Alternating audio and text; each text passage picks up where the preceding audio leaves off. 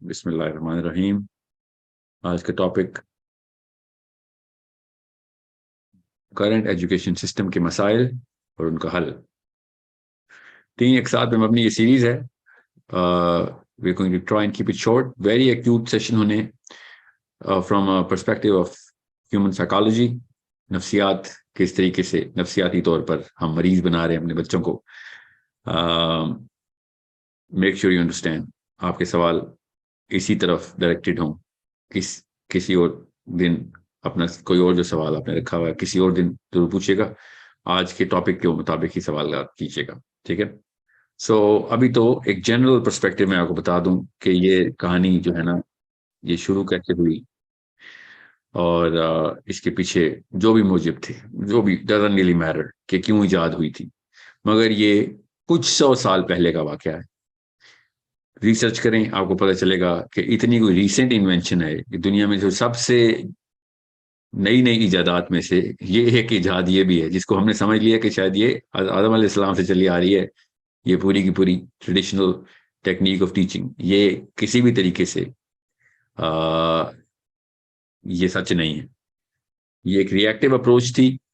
Industrialisation as अपने जोबन पे थी, उनको मजदूरों की जरूरत पड़ रही थी, मजदूर थे नहीं, लेबर फोर्स कम हो गई थी, तो उन्होंने अपनी इंडस्ट्रीज को जल्दी लेबर पहुंचाने के लिए इमरजेंसी का एक कदम उठाया था कि जल्दी से इमरजेंसी नाफिज करो, जितने भी जल्दी हमें अपने जो लेबर फोर्स है वो प्रोवाइड हो जाए, तो उसके लिए जितनी जल्दी आप किसी को आप इतना तैयार कर लो कि बस वो हमारे काम कर सके, चाहे वो क्लरिकल स्टाफ हो, एडमिनिस्ट्रेटिव स्टाफ हो, ऑपरेशनल स्टाफ हो, फंक्शनल स्टाफ हो, जो भी काम है उनके लिए जल्दी जल्दी वर्क फोर्स तैयार की जाए। उसके लिए उन्होंने एक डब्बे में बच्चे इकट्ठे करने शुरू किए कि जल्दी जल्दी इनको तैयारी कराई जाए।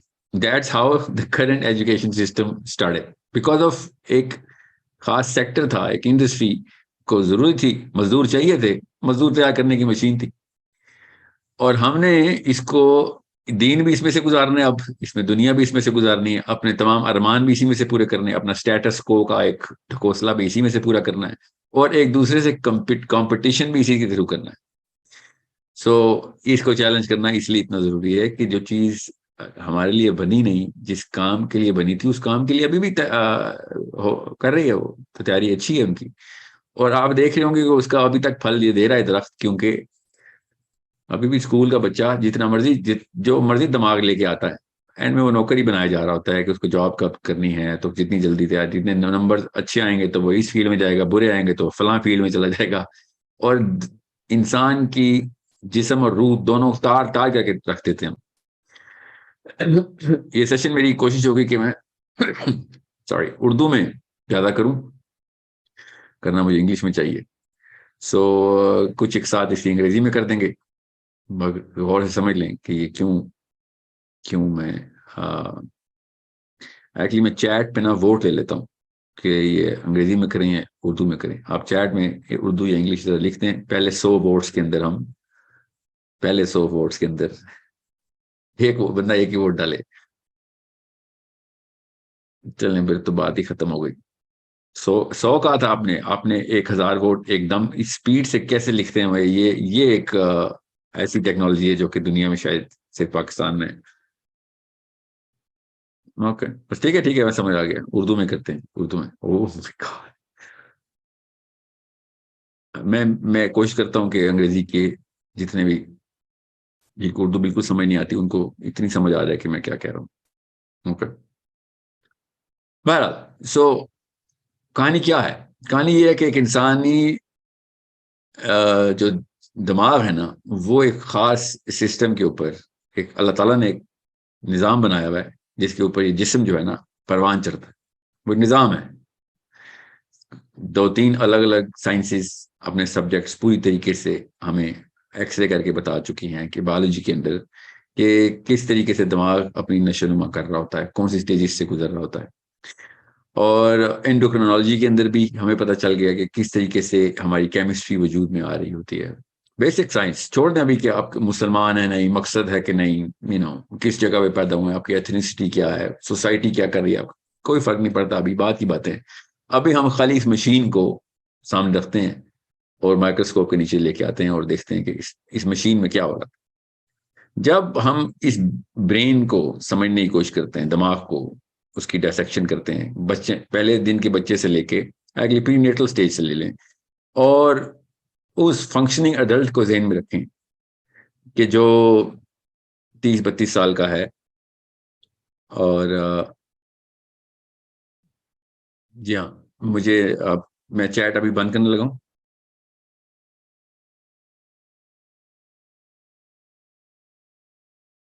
जी हाँ, मैं चैट डिसेबल कर दूँ थोड़ी देर के लिए।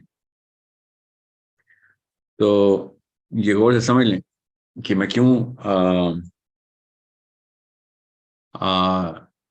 चैट डिसेबल कर दी मैंने। ओके, अब वो हो नहीं रही है, वो हो जाएगी थोड़ी देर में चैट डिसेबल।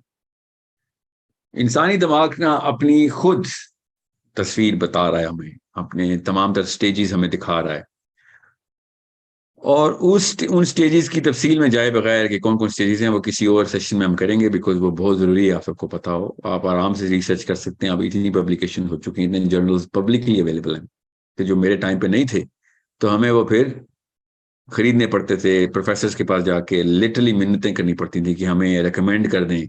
कुछ ऐसे क्लब्स हैं जो कि वो आप एक्सेस ही नहीं कर सकते, या फिर आपकी अपनी पुरानी एजुकेशनल मोमेंटम इतना बना हो कि आपकी क्रेडिबिलिटी हो कि आप वो जर्नल्स के एक्सेस हो।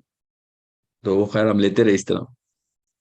सो अब neurobiology, endocrinology, basic brain science, जितने भी और even psychology itself, educational psychology, ये वो रेल्म्स थी जिन्होंने दिमाग को पूरी तरीके से स्टडी करना उनका मकसद था। अब जब जैसे ही वो तस्वीरें आई हमारे पास, जैसे किसी सैयारे पे कोई यू नो वॉयेजर गया, उसने मार्स की तस्वीरें या जुपिटर की पहली दफा जब तस्वीर आई थी, तो पता चला था कि क्या चल रहा है उधर। तब बहुत बड़ी एडवांसमेंट्स हुई थी, बहुत बहुत जल्दी स्पीड बढ़ गई थी हमारी तरक्की की, क्योंकि ज्यादा डेटा आया था, नया डेटा आया था, समझ आ गई थी बिल्कुल। इसलिए जुपिटर हो या कोई और सोलर सिस्टम का सबसे बड़ा प्लैनेट और दुनिया में कायनात का, वो इतना बड़ा मसला नहीं, जितना इंसानी दिमाग जब हमें नजर आना शुरू हुआ तो बहुत ही बड़ा वाकया हो गया था। ओपनली सबसे पहले कुछ फाइंडिंग्स आई थी ऐसी, जिसके बाद हर फील्ड के बंदे ने एक डेटा उसमें से लिया था, पहला इन्फ्रेंस निकाला था कि इसका मतलब है अगर दिमाग ऐसे काम करता है तो ये चीज भी गलत है, हाँ वो चीज भी गलत है। हाँ, सबसे पहले सबने इकट्ठे हुए कहा, जिस मर्जी फील्ड से आया था, कि इसका मतलब है ये एजुकेशन सिस्टम सबसे बड़ी गलती की हमने। जी हाँ, सबने सबसे पहले तो ये साइन ऑफ किया कि ये क्या करते रहे हमारे साथ, ये सारे पुरानी नस्लों वाले क्या करते बेचारे, उनको नहीं पता था। Brain was the only organ where doctors never saw the organ and just calculated based on the answers of the patient. Brain वाहिद उज था जिस्म का जिसका डॉक्टर उस उज को देखे बगैर उसका इलाज करता होता।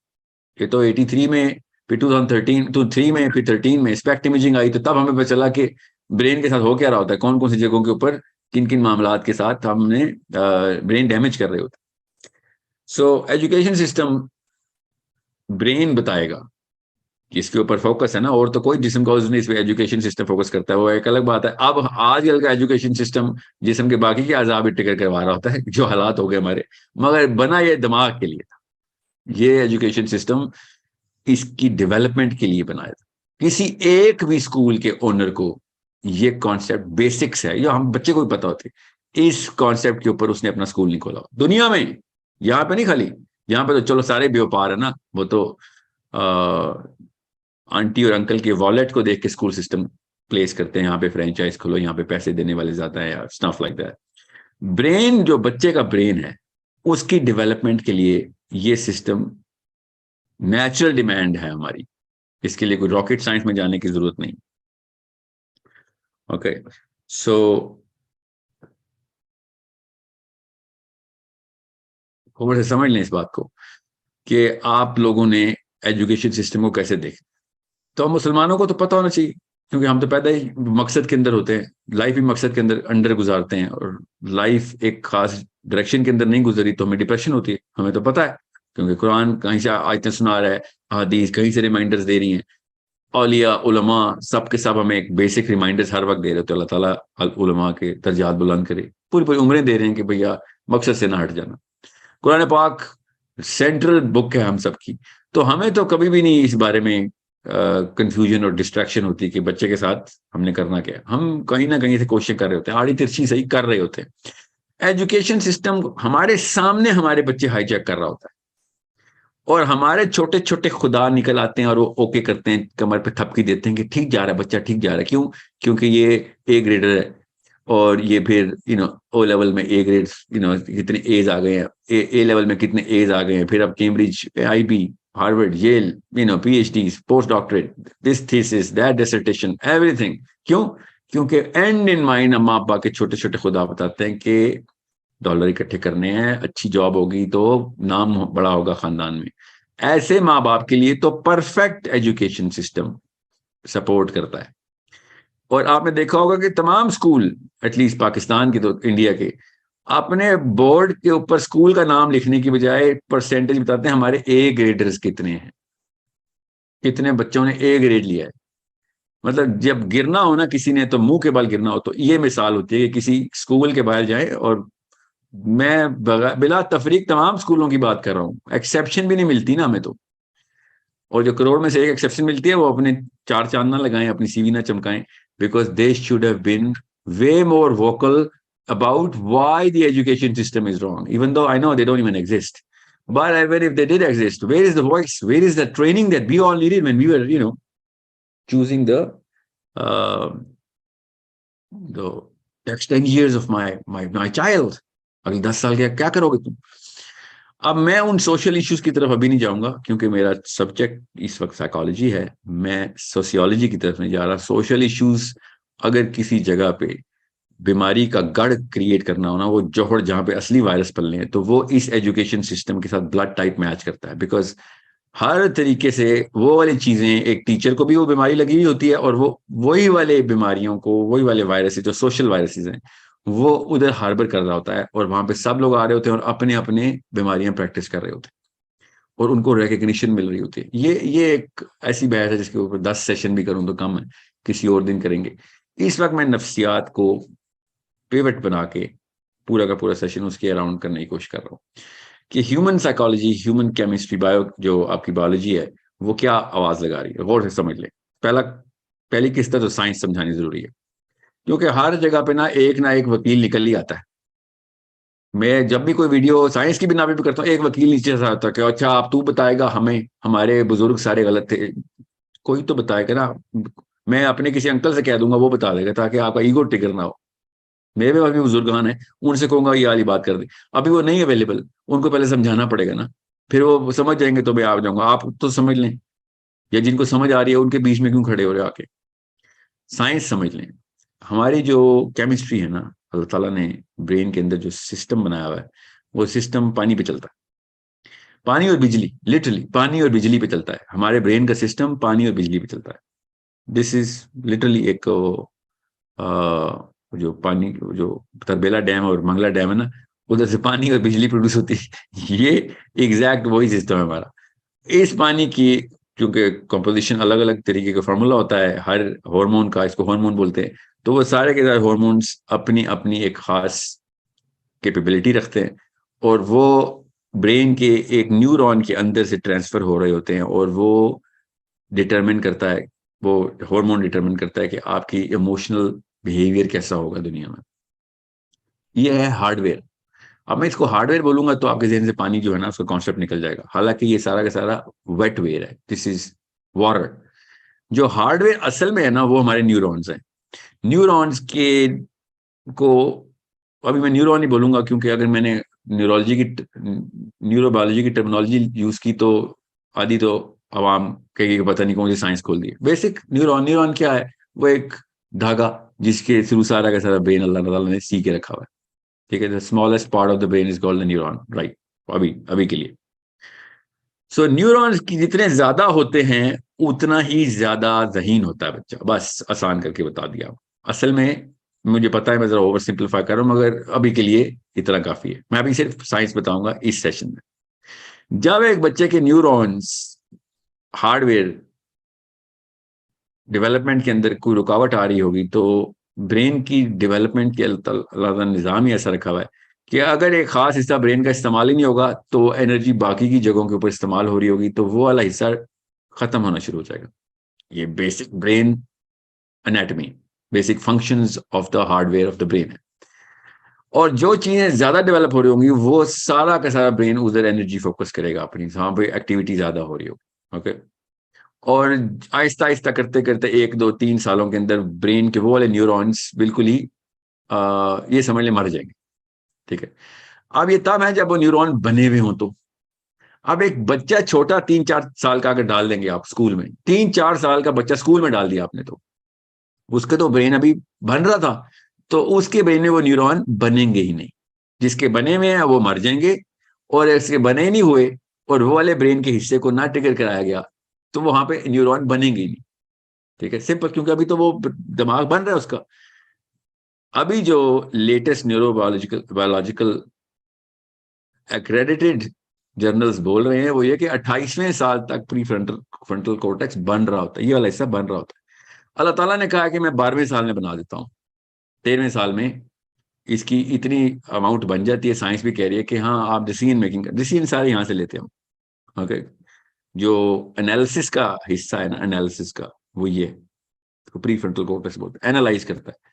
अल्लाह ताला ने भी कहा कि यहां से फैसले करता था तो चल तुझे यहीं से पकड़ूंगा, तो क़यामत वाले दिन भी तौक यहाँ पे लगेगा। हमारे हर इंसान के यहाँ पे एक क्लिप लगा हुआ होगा, और वो क्लिप आसमान की तरफ जा रहा होगा, तार लगी हुई होगी। अल्लाह ने हमें बताया हुआ है। ठीक है, हशर के वाले दिन, हशर के मैदान में यहाँ से डेटा लिया जा रहा होगा उससे कि ये यहाँ से सोचते थे ना, ये काम किए ना, ये फैसले करते थे ना, ये वाकयात हुए तेरे साथ ना, तूने ये फैसला किया था ना, खुद सोचा था ना, हमने तो नहीं जबरदस्ती की थी, यहाँ पे शैतान तो नहीं आया था ना, खुद तेरा नफ्स खुद तुझे कन्विंस कर रहा था। ये वाला हिस्सा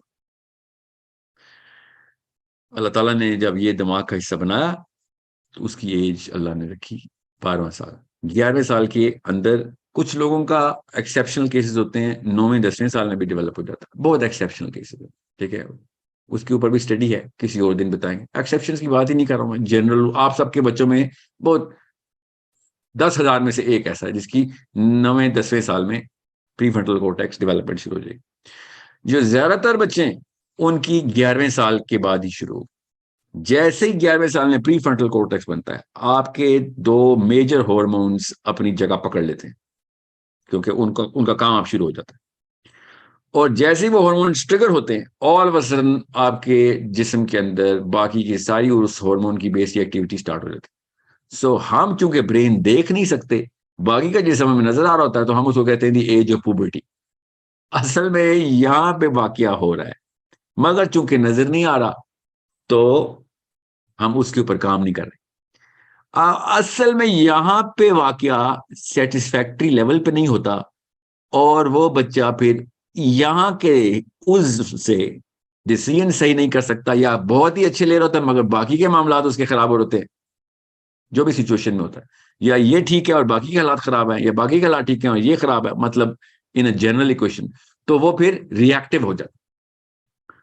और हर 2 नंबर साइकोलॉजिस्ट, चूंकि उसको ब्रेन स्टडी कराई नहीं जाती, वो तो साइकियाट्रिक मेडिसिन में कराई जाती है, तो वो कहता है टीनेजर है तो हाँ ये तो टेंट्रम्स थ्रो करेगा ही, इसके हॉर्मोन्स डेवलप हो रहे हैं। हालांकि उसको ये नहीं पता कि ये दिमाग कैसे डेवलप हो रहा है। हॉर्मोन्स तो पहले ही डेवलप थे, उनको जगह, उनको फंक्शनिंग लोब चाहिए थी, लोब अब बनना शुरू हुई है। अब वो लोब किसी काम से बन रही है, फ्रंटल लोब, वो काम नहीं कर सक रहा वो बच्चा, इसलिए वो इतना ज्यादा क्रैंकी और ग्रम्पी हुआ है, और इतना ज्यादा इरिटेटेड रिबेलियस हुआ है। उसको अगर सही तरीके से चैनल किया जाता तो ये बेस्ट एज थी उस वक्त उसकी मोरालिटी को पूरी तरीके से एस्टेब्लिश कर देने की। अगर वो सही नहज पे ऑर्गेनिकली डेवलप हो रहा होता तो ये है वो असली मोमिन, जिसने सबसे पहले सबसे बड़े सवाल करने थे, क्योंकि एकदम डेटा आता है 1 साल के अंदर अंदर 23% ऑफ द ब्रेन एकदम डेवलप हो जाता है 1 साल के अंदर अंदर। इससे बड़ा वाकया पूरे के पूरे बायोलॉजी में नहीं है कि जब एक ह्यूमन मैमल का प्री फ्रंटल कॉर्टेक्स डेवलप होता है। अब जाहिर है पूरा का पूरा तो नहीं डेवलप होता, मगर इतना हो जाता है कि यू हैव नो आइडिया किस लेवल पे उसकी मेटामॉर्फोसिस, बिगर चेंज क्रिएट हुई है। वो इंसान ही कोई और था, शख्सियत ही कोई और थी, उसके अंदर के हालात, केमिस्ट्री कोई और थी। अचानक इन अ मैटर ऑफ डेज उसकी केमिस्ट्री बदल रही है, उसकी पर्सनैलिटी बदल रही है, और उसकी पूरी हैयत तब्दील हो रही है। अब जो चेंज, वो नई पोजीशन के ऊपर आ रहा है, वो उस पोजीशन की डिमांड्स को सेटिस्फाई करने के लिए आप लोगों से चीखें मारता है। हम लोग पूरी नहीं कर सकते, हमें नजर नहीं आ रहा अंदर क्या हो रहा है, तो हम उसके अगेंस्ट रेजिस्टेंस देते हैं। और जब वो रेजिस्टेंस देते हैं तो वो रिएक्टिव होता है। उसको हम कहना शुरू करते हैं, तू बीमार है, तू टीनेजर है, तेरे साथ ये नेचुरल फिनोमेना होगा, कुछ सालों में तो ठीक हो जाएगा। हालांकि हम क्या कह रहे होते हैं, हम बीमार हैं, होना ये चाहिए, हम इतने बीमार हैं कि तुझे हमारी बीमारियां नजर आना शुरू हो गई हैं, और तुझे कुछ ही अरसे में बीमार कर देंगे, तो फिक्र ना कर, सब ठीक हो जाएगा। तू नहीं ठीक होगा, सब ठीक हो जाएगा। तू भी उतना ही गलत हो जाएगा जितना हम हैं, इसलिए सब ठीक हो जाएगा। ये है असलियत टीनेज डिसऑर्डर की। जब आपका डॉक्टर या साइकोलॉजिस्ट बोले ना कि यार टीनेजर तो ऐसे ही करते ही हैं, तो वो ये बता रहा था कि मैं और आप तो एक इतने बीमार हैं, बच्चा भी बीमार करने के लिए 1-2 साल दे देते हैं, नहीं मानता तो सजा दे देना। जैसे कि किसी जेल में कैदी के साथ सलूक किया जाता है, बच्चा उस वक्त अपने ऊपर वो वाला सलूक समझ रहा होता। अभी मैं सिर्फ साइंस बता रहा हूँ, टॉपिक एजुकेशन सिस्टम में याद रखिएगा। अब आपको साइंस समझनी चाहिए कि ये ब्रेन के साथ हो क्या रहा है, दिमाग की स्ट्रक्चर हार्डवेयर से गुजर रहा है। अब वापस आए, ये क्लाइमैक्स बताना जरूरी था ताकि आपको पता चले पीछे से क्या होता आ रहा है। When a child is at day 1 and when the child is at day 1000 days के अंदर अंदर more than 80% of the brain cells create neurons, 80% neuron 1000 दिनों में क्रिएट होते हैं। ओके, इसको फर्स्ट 3 इयर्स बोलते हैं, तो चलें फर्स्ट 3 इयर्स बोल लें। मगर 1000 दिन का ऐसा ग्राफ है कि जीरो से बिलियंस न्यूरॉन्स क्रिएट होने 1000 दिन के अंदर अंदर। कितना बड़ा वाक्य है। उस दौरान अम्मा का जो, वालदा का जो फर्ज है, वो आपको मैं बता नहीं सकता हूँ। पेरेंटिंग का इशू नहीं है, पेरेंटिंग का टॉपिक नहीं है मेरा मतलब है, इसलिए मैं इसको इस तफसील में नहीं जाऊंगा। हालांकि मेक और ब्रेक है, जितना मर्जी प्री फ्रंटल कोर्टेक्स बना लें, बाकी का हिस्सा बना ही नहीं हुआ तो प्री फ्रंटल कोर्टेक्स ने बेचारे ने क्या प्रोसेसिंग कर लेनी है। सो अगर बच्चा डम करना है तो ये पहले 1000 दिनों के अंदर कोई मेजर टीका लगा दें, डम हो जाएगा, परमानेंटली डम हो जाएगा।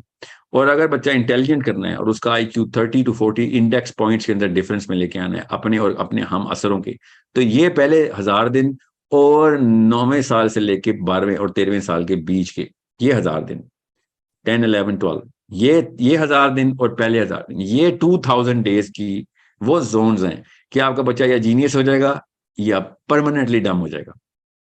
अच्छा बच्चा दोनों होंगे, बुरे बच्चे दोनों होंगे, अच्छे और बुरे की पर मत जाइएगा, ठीक है। पाकिस्तान पाकिस्तान नहीं खेल रहे हैं हम, इस वक्त साइंस बता रहे हैं। सो डम बच्चे भी तो अच्छे हो सकते हैं और इंटेलिजेंट बच्चे भी अच्छे हो सकते हैं, ठीक है। इस वक्त मैं आपको ये बता रहा हूँ हम डैमेज कैसे करते हैं। अभी मैं सिर्फ और सिर्फ IQ की बात कर रहा हूँ। अब आ जाएं EQ की तरफ, इमोशनली डैमेज कैसे करते हैं। जब आपके हॉर्मोन्स के जो ये सेंटर्स बन रहे होते हैं, सेंटर भी एक ब्रेन के हिस्से को ही कहते हैं, और भी जिस्म में हिस्से होते हैं हार्मोनल सेंटर्स के, इस वक्त मैं ब्रेन पे फोकस्ड हूँ, ठीक है। सो इमोशनल सेंटर्स जब बन रहे होते हैं, इमोशंस का मतलब होता है हॉर्मोन्स, हॉर्मोन्स के सेंटर्स जब बन रहे होते हैं, तो उस दौरान अगर उसको वो वाली ऑर्गेनिक ग्रोथ नहीं मिल रही जो कि एक नेचुरल फ्लो में अल्लाह ताला ने तमाम तर अपनी किताब में वही डिमांड लिखी हुई, बताता हूं आपको किसी और दिन कुरान पाक किस तरीके से ये कॉन्सेप्ट हमें बता चुका है, क्योंकि ये कॉन्सेप्ट कुरान पाक में एज इज है, हदीस में एज इज है, सीरा भरी पड़ी है, भरी पड़ी हुई है सीरा, किस तरीके से बच्चे की परवरिश करनी है organically. So 3-4 major hormones at play हैं। अगर वो 3-4 मेजर हॉर्मोन्स सही तरह डेवलप नहीं हुए और सही तरह डायरेक्ट नहीं हुए, दोनों बातें याद रखनी है आपने, सही तरह डेवलप नहीं हुए या सही तरह डायरेक्ट नहीं हुए, तो दोनों केसेस में आपने अबू जहल क्रिएट कर दिए गारंटीड। क्योंकि अब मैं इमोशंस की बात कर रहा हूं, वो डम है या इंटेलिजेंट है, ये मैंने IQ के अंदर बात की, वो हार्डवेयर की बात है। जो जो आपके इमोशनल सेंटर्स हैं, वो अगर सही तरह क्रिएट नहीं हुए या फिर डायरेक्ट नहीं हुए, तो इतना सेल्फिश, सेल्फ सेंटर्ड, नार्सिसिस्टिक बच्चा आप पाल रहे हैं, या फिर इतना overly confident in terms where he is not supposed to be in, he's going against the scales of fairness, या फिर इतना अंडर कॉन्फिडेंट और इंफीरियोरिटी कॉम्प्लेक्स का बच्चा पाल रहे हैं। देखो एग्जैक्ट दूसरे दोनों स्पेक्ट्रम्स होते हैं कि उसके सेंटर्स डेवलप ही नहीं होने दे रहे और हो रहे हैं तो इतने मिस डायरेक्टेड है कि वो सेल्फ विक्टिमाइजेशन के अंदर घुस जाता है। इमोशंस ये काम करते हैं, ये दोनों काम यकमुश्त करने की मशीन को पाकिस्तानी अम्मी बोलते हैं या पाकिस्तानी अब्बू। और इसको तेज करने की मशीन को पाकिस्तान की उस्तानी बोलते हैं। ये दोनों IQ डैमेजिंग, EQ डैमेजिंग और मोरालिटी क्रैश कर देने का कोर्स कराना हो तो हम एजुकेशन सिस्टम के अंदर ये 3 मोहरे छोड़ दें। 3 मोहरे कौन है? 3 मोहरे हैं अम्मी, अब्बू और मैडम। ठीक है, चाहे वो मुताला पाकिस्तान की हो, चाहे वो इस्लामियात की हो, फिजिक्स की हो, बायोलॉजी की हो, जो भी हो, उसको ये नहीं पता कि कौन सी मशीन उसके सामने है, तो वो जो भी करेगी तो वही समझ लें डॉक्टर ने डॉक्टरी नहीं पढ़ी हुई, मगर हाथ में उसके स्कैपल है, छुरी है, और आप कहते हैं सीने में दर्द हो रहा है बस, और कुछ सर्जरी कर दे, तो उसने छुरी से खोलना है, जो कुछ नजर आना है, उसको नहीं पता कहाँ कहाँ पे दर्द, उसने सब कुछ निकाल लेना, या फिर कुछ ऐसी चीजें डाल देनी है कि उसके बाद आपको जितना मर्जी सी ले, आपने वापस उस बिस्तर से उठना नहीं। सो this is exactly what happens in a more intense way with the brain. दिमाग के साथ जब हम करते हैं काम, तब चूंकि दिमाग के ना मसाइल होते ऐसे हैं कि जब दिमाग ये वाला ऐसा उज्व है, बाकी के जितने भी उज्व है ना, वो मसला करें तो मरीज को दर्द होता है। ये याद रखिएगा, तकलीफ होती है, दिक्कत होती है। दिमाग ऐसा उज्व है कि इसमें अगर डैमेज हो जाए तो मरीज के आसपास जितने लोग हैं उनको दर्द होता है, उनको दिक्कत होती है, उनको तकलीफ होती है। ये इतना आउटबाउंड किस्म का उज्व है, इसमें मसला आएगा दुनिया को तबाह कर देगा, खुद ठीक होगा बाकी सबको मार देगा। और बाकी उस जितने हैं कि जिसमें मसला आएगा तो दुनिया ठीक रहेगी, ये खुद बेचारा गया, चाहे गुर्दे हों, दिल हो, मैदा हो, फेफड़े हों, जो भी उज्व हो, ये मरीज को खुद डैमेज करता है। और दिमाग जब खराब हो जाए तो लोगों को डैमेज करता है, बीवी को डैमेज करता है, शोहर को डैमेज करती है, बच्चों को डैमेज करता है, बॉस को, सबॉर्डिनेट्स को, रिश्तेदारों को, दोस्तों को। ये वो इमोशनल साइड बता रहा हूं। So this is a problem where you need to understand. अभी मैं एजुकेशन सिस्टम को प्लेस करता हूं इसके अंदर। पहले मैं आपको साइंस समझा रहा हूं, ओके। पहली किस्त में साइंस ज्यादा होगी, अगली किस्त में इमोशनैलिटी ज्यादा होगी, और तीसरी किस्त में सोशियोलॉजी ज्यादा होगी। फिक्र नहीं करना, तीनों में एजुकेशन सिस्टम को मैं आपको प्लेस करके बताता हूं। अब आपके ब्रेन सेंटर्स अभी बन रहे हैं, अभी बने नहीं है, पहले 1000 दिन पूरे नहीं हुए, ठीक है। और आपकी अम्मी पहले से प्री स्कूल, डे केयर और व्हाटएवर जो भी प्लान बना रही हैं। तो उस वक्त जो ब्रेन सेंटर के, जो ब्रेन के जो न्यूरोनल फैब्रिक को कंस्ट्रक्ट करने की मशीन को फ्यूल चाहिए था, वो सिर्फ और सिर्फ उस बंदे के पास था जो सगा बाप या सगी माँ की लेवल की इंटेंसिटी रखता है कि वो ब्रेन के सेंटर्स के ऊपर काम कर सके through certain acts and behaviour, जो कि अल्लाह ताला ने फर्ज करार देती है, सीरा ने सुन्नत करार देती।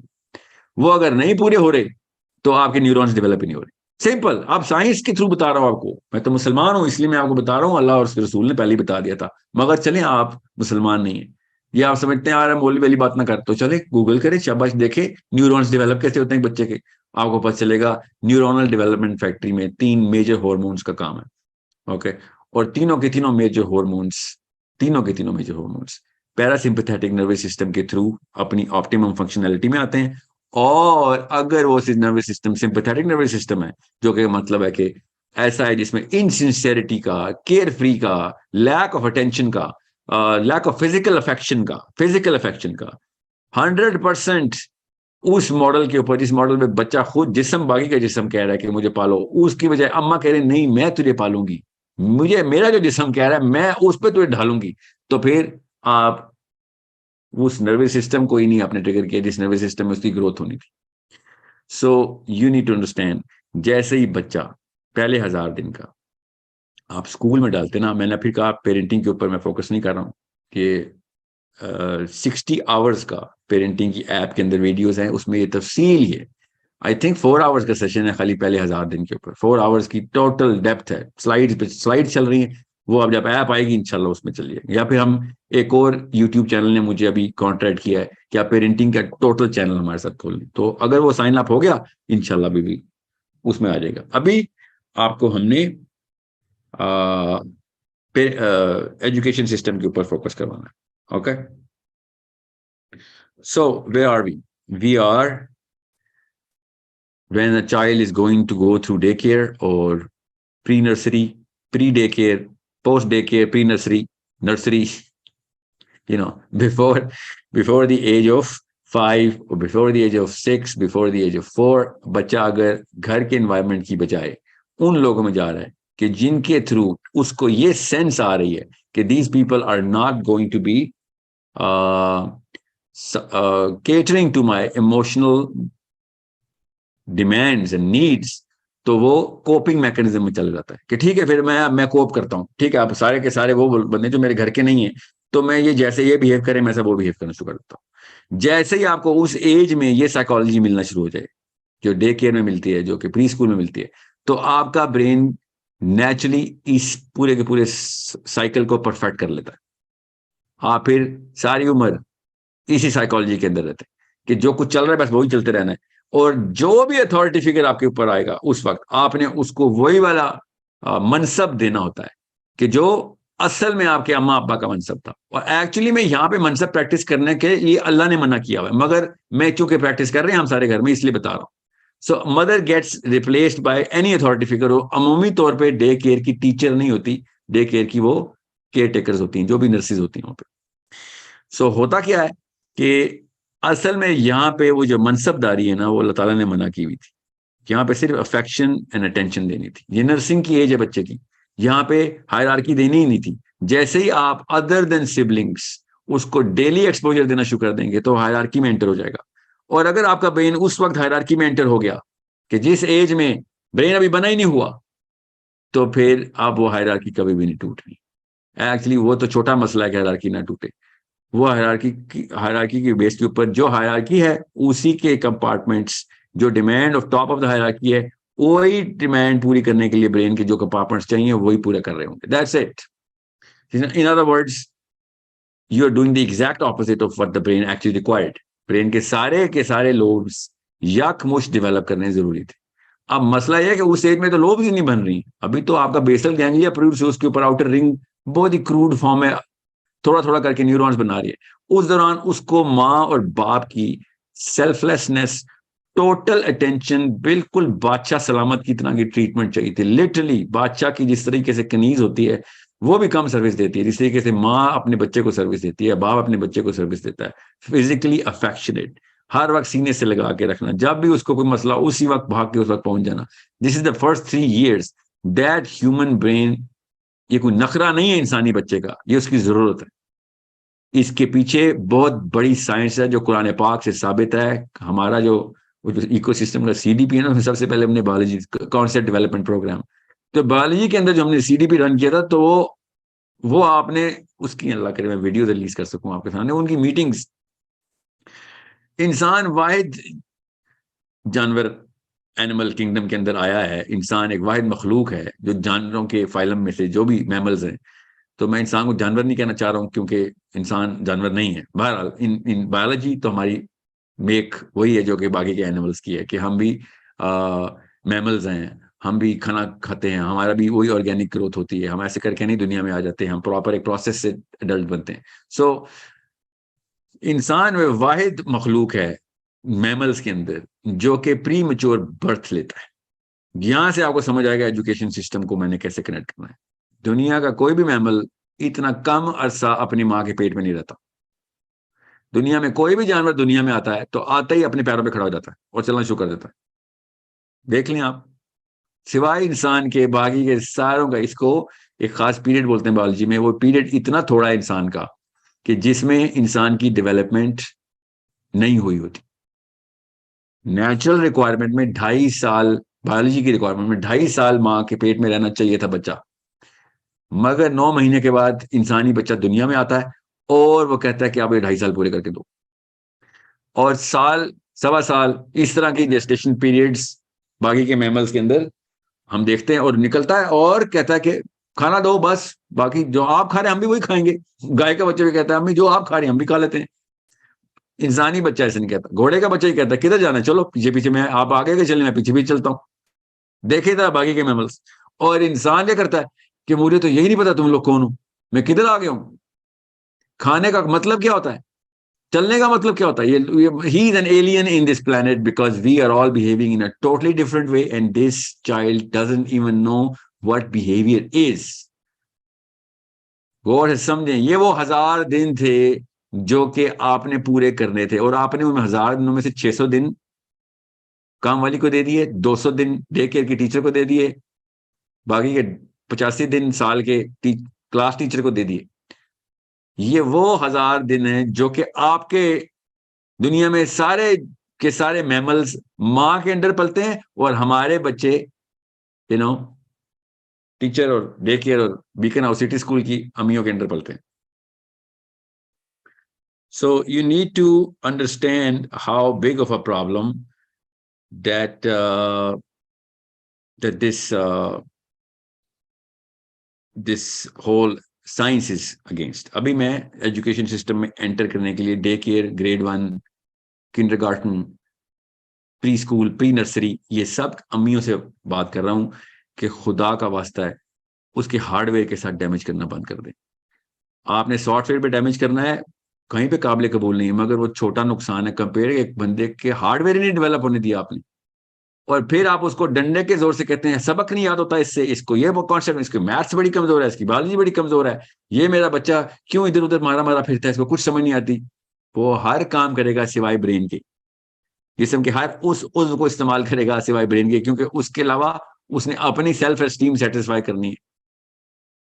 वो भागेगा कोने खुदरों में, अम्मा अब्बा के खिलाफ सबसे बड़ी साजिश करेगा, क्योंकि अम्मा अब्बा सिंसियरिटी में कहते हैं यार मैं जो भी हुक्म दे रहा हूँ तेरे ब्रेन के लिए हुक्म दे रहा हूँ, और वो बच्चा कहता है अम्मी सारा कुछ किया आपने सिवाय मेरे ब्रेन डेवलप करने के लिए, तो हुक्म सारे ब्रेन के लिए क्यों दे रही, टांगों के लिए हुक्म दे, कहीं तेज भाग के दिखा देता हूँ आपको, कोई हाथों के लिए हुक्म दे, वजन उठा के दिखाता हूँ, और तो कुछ नहीं छोड़ा आपने इस काबिल मुझे कि मैं ब्रेन का जो उस हिसाब से काम डेवलप किया है उसके हुक्म क्यों जारी कर रहे हो मेरे ऊपर। ओके, सो यही होता है डे केयर के अंदर, प्री नर्सरी, प्री स्कूल, ये मेरी सबसे बड़ी कंटेंशन है हार्डवेयर के खिलाफ। अब आते हैं सॉफ्टवेयर। बच्चे का सॉफ्टवेयर इमोशनल डिमांड कर रहा होता है। हमारे बच्चों के, इंसानी बच्चों के ऑक्सीटोसिन का जो प्योर सेंटर है वो मोरालिटी की सेंट्रल कॉन्फ़िगरेशन करता है। ऑक्सीटोसिन हमारा हार्मोन है, और ऑक्सीटोसिन का हार्मोन सिर्फ और सिर्फ अपनी माँ के थ्रू पनपता है। बच्चे का ऑक्सीटोसिन सेंटर क्रिएट ही और सेटिस्फाई तब होता है, ग्रो ही तब होता है जब माँ उससे फिजिकली कनेक्ट कर रही होती है। फिजिकली कनेक्ट नहीं करती तब भी ऑक्सीटोसिन फ्लो हो रहा होता है उसका, उसकी प्रेजेंस में, माँ की प्रेजेंस में, छोटे से इन्फेंट का, मगर उसका जो कंस्ट्रक्शन है ऑफ दिस होल हार्मोन वो माँ की फिजिकल प्रेजेंस से होता है। जब माँ बच्चे को दूध पिला रही होती है, उसने उठाया होता है, हर जगह ले लेके फिर रही होती है, उसका हाथ पकड़ा होता है, उसको देख रही होती है, उसको साथ खेल रही होती है, बाप भी माँ भी, मगर माँ के थ्रू तो ये एक जादू हो रहा है, जो कि अगर आपको एक खास ऐनक लगा के दूं जो कि इस्लाम ने हमें लगा के दी हुई है, तो आपको वो रेज नजर आएंगी कि माँ की प्रेजेंस से बाकायदा माँ के आंखों से निकलता हुआ, माँ के हाथों से निकलता हुआ ऑक्सीटोसिन उसके ब्रेन के अंदर वो तार से कनेक्शन एस्टेब्लिश कर रहा है, और वो ब्रेन के अंदर उसके ऑक्सीटोसिन का एक प्रोटीन का सेंटर है वो बड़ा होना शुरू हो रहा है। लिटरली ऐसे हो रहा है अगर आपको ये खास ऐनक पहना दूं तो। अब माँ अपने आप को डिटैच करती है और माँ देखती है मॉर्निंग शो, और बच्चा बेचारा अकेला बिस्तर में पड़ा देखता है आईपैड के ऊपर नर्सरी राइम्स। सोचें उस बेचारे के ऑक्सीटोसिन सेंटर कहां से बनने, वो ढूंढता है असल में अपनी अम्मी उस आईपैड के अंदर, और वो बग्स बनी या वरेवर कार्टून जो आजकल चल रहे हैं और रोब्लॉक्स, उसमें वो अम्मी, छोटी बहन, बड़ा भाई देख रहा होता है, because that's what the natural demand is कि मुझे तो, मेरे तो ऑक्सीटोसिन सेंटर चाहिए। वहां से उसको जो कुछ भी मिलता है वो वहां से ले रहा है, वहां से तो कुछ भी नहीं मिलना ना सिवाय एक खास हार्मोन के डोपामीन है। तो ऑक्सीटोसिन रिप्लेस हो रहा है आहिस्ता आहिस्ता डोपामीन से। डोपामीन के सेंटर बढ़ रहे हैं, ऑक्सीटोसिन, डोपामीन के 5 सेंटर हैं, कहीं ना कहीं से बढ़ ही जाते हैं, और ऑक्सीटोसिन का एक ही सेंटर है, और वो मिल ही नहीं रहा, वो सिवाय माँ के कोई दे ही नहीं सकता, काम वाली भी नहीं दे सकती। काम वाली किसी, कोई अल्लाह की वली दुनिया में आई भी हो और वो कहे यार ये बच्चा, मैं इसका मेरा मकसद है हजरत आसिया की तरह मूसा को जैसे पाला था उन्होंने, उनका बच्चा मैं पालूंगी, तब कहीं जाके आपके बच्चे के ऑक्सीटोसिन सेंटर खोलेगी वो, वरना नहीं खोल सकती। सो ये एक ऐसा मामला है कि जो ज्यादातर घरों में हो रहा है। और अगर काम वाली तो चलो आपकी फिजिकल मॉनिटरिंग के अंदर हो सकती है, स्कूल में तो क्लास फेलो बैठे हुए हैं, टास्क मिल रही हैं, चलो हम लोग, हम पे प्ले ग्रुप्स है हमारे यहाँ पे, सिर्फ खेल कूद होता है, सिर्फ खेल कूद होता है। दैट्स व्हाट देयर केसेस, कि हम यहाँ पे सिर्फ खेल कूद कराते हैं, बेसिक बेसिक से काम होते हैं, लोग सिर्फ शुगल के लिए बच्चे आते हैं और फन एक्टिविटीज होती हैं। और असल में क्या कहानी होती है हम सबको पता है कि अम्मी जो है वो घर पे बोर होती हैं, बच्चा पालना बहुत मुश्किल काम है। अम्मी को ये जो काम है पालने, बच्चे पालने का, इसको सब्सटीट्यूट करना था, इसलिए डे केयर ने कहा फिक्र नहीं कर, हमें पता है आप कितनी सुस्त हैं, बेफिक्र हो जाएं, हमें पता है कि आपको असल में अपना टाइम, मी टाइम चाहिए, so we are here to help. Don't worry, we are going to make sure कि आप पॉलिटिकली करेक्ट हो जाएं। पॉलिटिकली करेक्ट का मतलब है कि आप हमें बच्चा देगी तो कोई एतराज नहीं करेगा, बल्कि लोग आपकी तारीफ करेंगे कि बड़ी प्रोग्रेसिव माँ है। और 3-3 साल के बच्चे उठा के उन्होंने अपने पास रखे होते, उससे बहुत बेहतर है कि आपके घर में काम वाली मॉनिटरिंग कर रही हो, हालांकि वो भी कुरान कबीर है साइंस में। सो आप डे केयर को फिर फोर्स करते हैं माँ बाप के, अब क्या करें, बच्चा अकेला है, सबको पता है बच्चा अकेला नहीं है, उसकी अम्मा जिंदा है, मगर बच्चा अकेला है। और क्या करते हैं, बच्चा अल्लाह ताला 6-6 या 7-7 बच्चे पैदा होते हैं बिल्लियों की तरह हमारे, बच्चा अकेला ही पैदा होता है, वो अकेला ही होगा पहले 3 साल, 4 चौथे साल में क्या बच्चा अकेला होता है। सो बच्चा माँ के साथ कपल हुआ हुआ है अल्लाह ताला के निजाम में। हमने क्या किया हुआ है, बच्चा अकेला क्या करें घर में, उसको फिर सोशल स्किल्स भी देनी है। पुरानी नस्लें तो बगैर सोशल स्किल के मार गई, हमें तो सोसाइटी मिली ही नहीं। सिविलाइजेशन का कॉन्सेप्ट तो हमने देना आगे जाके ना, अजीब सी बात है। सोशल स्किल्स बाकी के लोग बगैर डे केयर और बगैर इस एज के अंदर स्कूल गए वो सोसाइटीज कैसे बना गई, सारे के सारे सोशियोलॉजी के लॉज तो अजलों के चले हुए आ रहे हैं। मोरालिटी तो आप दुनिया की, हमने तो बल्कि सिविलाइजेशन की सबसे गंदी स्टेज निकाली है जाके। हम देंगे सोशल स्किल्स, सोशल स्किल्स अल्लाह ताला खुद देंगे उसको, उसके ब्रेन को डेवलप होने दें। डे केयर, प्री नर्सरी और प्री स्कूल, खुदा का वास्ता है इस वजह से मत डालें कि बच्चा बोर हो रहा है घर पे। बच्चा बोर इसलिए हो रहा है बिकॉज आप कहीं और देख रही हैं। बच्चे के साथ फिजिकली खेलना कूदना असल में माँ का फर्ज है उस वक्त जब वो इन्फेंट है। दिस इज अ प्रॉब्लम जो कि आपने सॉल्व करनी है, किसकी, बच्चे की नहीं, अपनी। I'm talking to the mothers. You are suffering from a problem here. That little poor child doesn't even know what the problem is. उसको तो प्रॉब्लम अभी देनी है हमने। सो अपने आप को पूरी तरीके से इन्फेंट्स के ऊपर डायरेक्ट, पहले 1000 दिन का माइलस्टोन मिस कर दिया आपने, तो फिर मत रोइएगा कि बच्चे के साथ बाद में लाइफ, पूरी लाइफ में क्या हो रहा है। उसको हर जबान सीखने में मसला आएगा, हर सब्जेक्ट सीखने में मसला आएगा, हर दोस्ती करने में मसला आएगा, हर रिश्ता निभाने में मसला। हार्डवेयर ही नहीं बना हुआ अभी, अखलाकी बीमारियां बाद में बताऊंगा। सो अंडरस्टैंड कुदरत ने क्या इंतजाम किया, कुरान पाक ने, अल्लाह के नबी अस्सलाम ने किस तरीके से उस इंतजाम को हमें समझाया, बताया कैसे करो, ये सारा का सारा मामला क्यों। ये 2 फ्लैग्स जो है ना, first 1000 days and the 1000 days between the age of 10 and 12, ये दो इस वक्त के आपके टेकआउट्स हैं। इसमें आपने देखना है, अभी मैंने आपको बताया पहले 1000 दिन में firing squad, day care, pre nursery, education system का नया नया तोहफा। ये पुराना, ये तो एजुकेशन सिस्टम की मशीन ने, अभी एक बच्चा जना है ना डे केयर का और प्री नर्सरी का, प्री स्कूल का, all of these things were not even existent. I am not debating कि कैपिटलिज्म की वजह से ऐसे हो रहा है, बोझ पड़ गया है, और अभी छोड़ें, ये तो सब्जेक्ट मैटर नहीं, हम सबको पता है क्यों करते हैं हम। हमें बीमारियां कैपिटलिज्म की नहीं है, हमें बीमारियां आपस में अखलाक की हैं, आपस में ईमानियात की हैं। हमने एक दूसरे के कंपटीशन में काम किया हुआ है। सो कर लें compete, आपने लुई विटान और प्राडा के बैग की कंपटीशन करनी है, that's your problem, I don't care, but don't ruin the next human being in your own house and call yourself sincere। उसके साथ हार्डवेयर डैमेज तो मत करें, क्योंकि आप उसी स्टेटस को के पीछे इसको प्री नर्सरी में डाल रहे हैं। Because I am preparing my child for whatever big Harvard and Yale and whatever benchmarks that you set, even though 4 साल का बच्चा है वो भी हार्वर्ड एंड जेल की बातें करना बहुत बात की बात है। We all know why we do this to our kids. We all know that. We are just, बस खुद आंखें बंद की हुई हैं। दोनों एक जितने बीमार होते हैं, बताते नहीं कितने बीमार हैं। दो बीमार मिलते हैं तो क्या शेर है मेरे बाजी का, कहो दो ताजिराना दिल मुकाबिल जिस घड़ी आए, कहा ऐसे लगा दीनार ने दीनार को देखा। कि जब आप दोनों को एक ही बीमारी हो तो फिर नहीं बताते क्या बीमारी है, हम यूज्ड टू रहते हैं। सो हम भी ये वाली रेस का हिस्सा बने हुए हैं। अभी मेरे पास जो वक्त है ना, वक्त वो कम है। प्री नर्सरी से मैं अब 10वें साल तक की जो असना है, द स्पैन ह्यूमन ब्रेन का, एजुकेशन सिस्टम में उसके साथ क्या हो रहा होता है, वो मैं आपको तफसील से बताऊंगा इंशाल्लाह अगली किस्त में। अभी 10 मिनट के लिए क्वेश्चंस लेते हैं। I have another session, I have a class actually, वो भी इमोशनल इंटेलिजेंस की क्लास है। So I have to really wrap up, we are gonna do a series. ज्यादा किस्तें करनी पड़ी तो ज्यादा किस्तें कर लेंगे, फिक्र ना कीजिए। Okay, so I am gonna open the microphone. I hope everyone is listening, sorry was listening जब मैं कह रहा था कि क्वेश्चंस टॉपिक के बारे में ही रखिएगा. Okay, let's just go with a mother, any mother. If you are not a mother it's okay, I am just, I meant was खातून को पहले क्वेश्चन का आंसर है. या सबा, हरीबा, हिरा. अस्सलाम वालेकुम. Okay, this is a problem. आपने एक, आप जिसका मैं नाम दे रहा हूँ अपना माइक अनम्यूट कर लें. हिरा, अरीबा या सबा, इनके अलावा मत राहिल भाई अस्सलाम वालेकुम.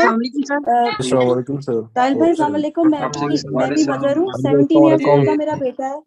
हेलो. अस्सलाम वालेकुम.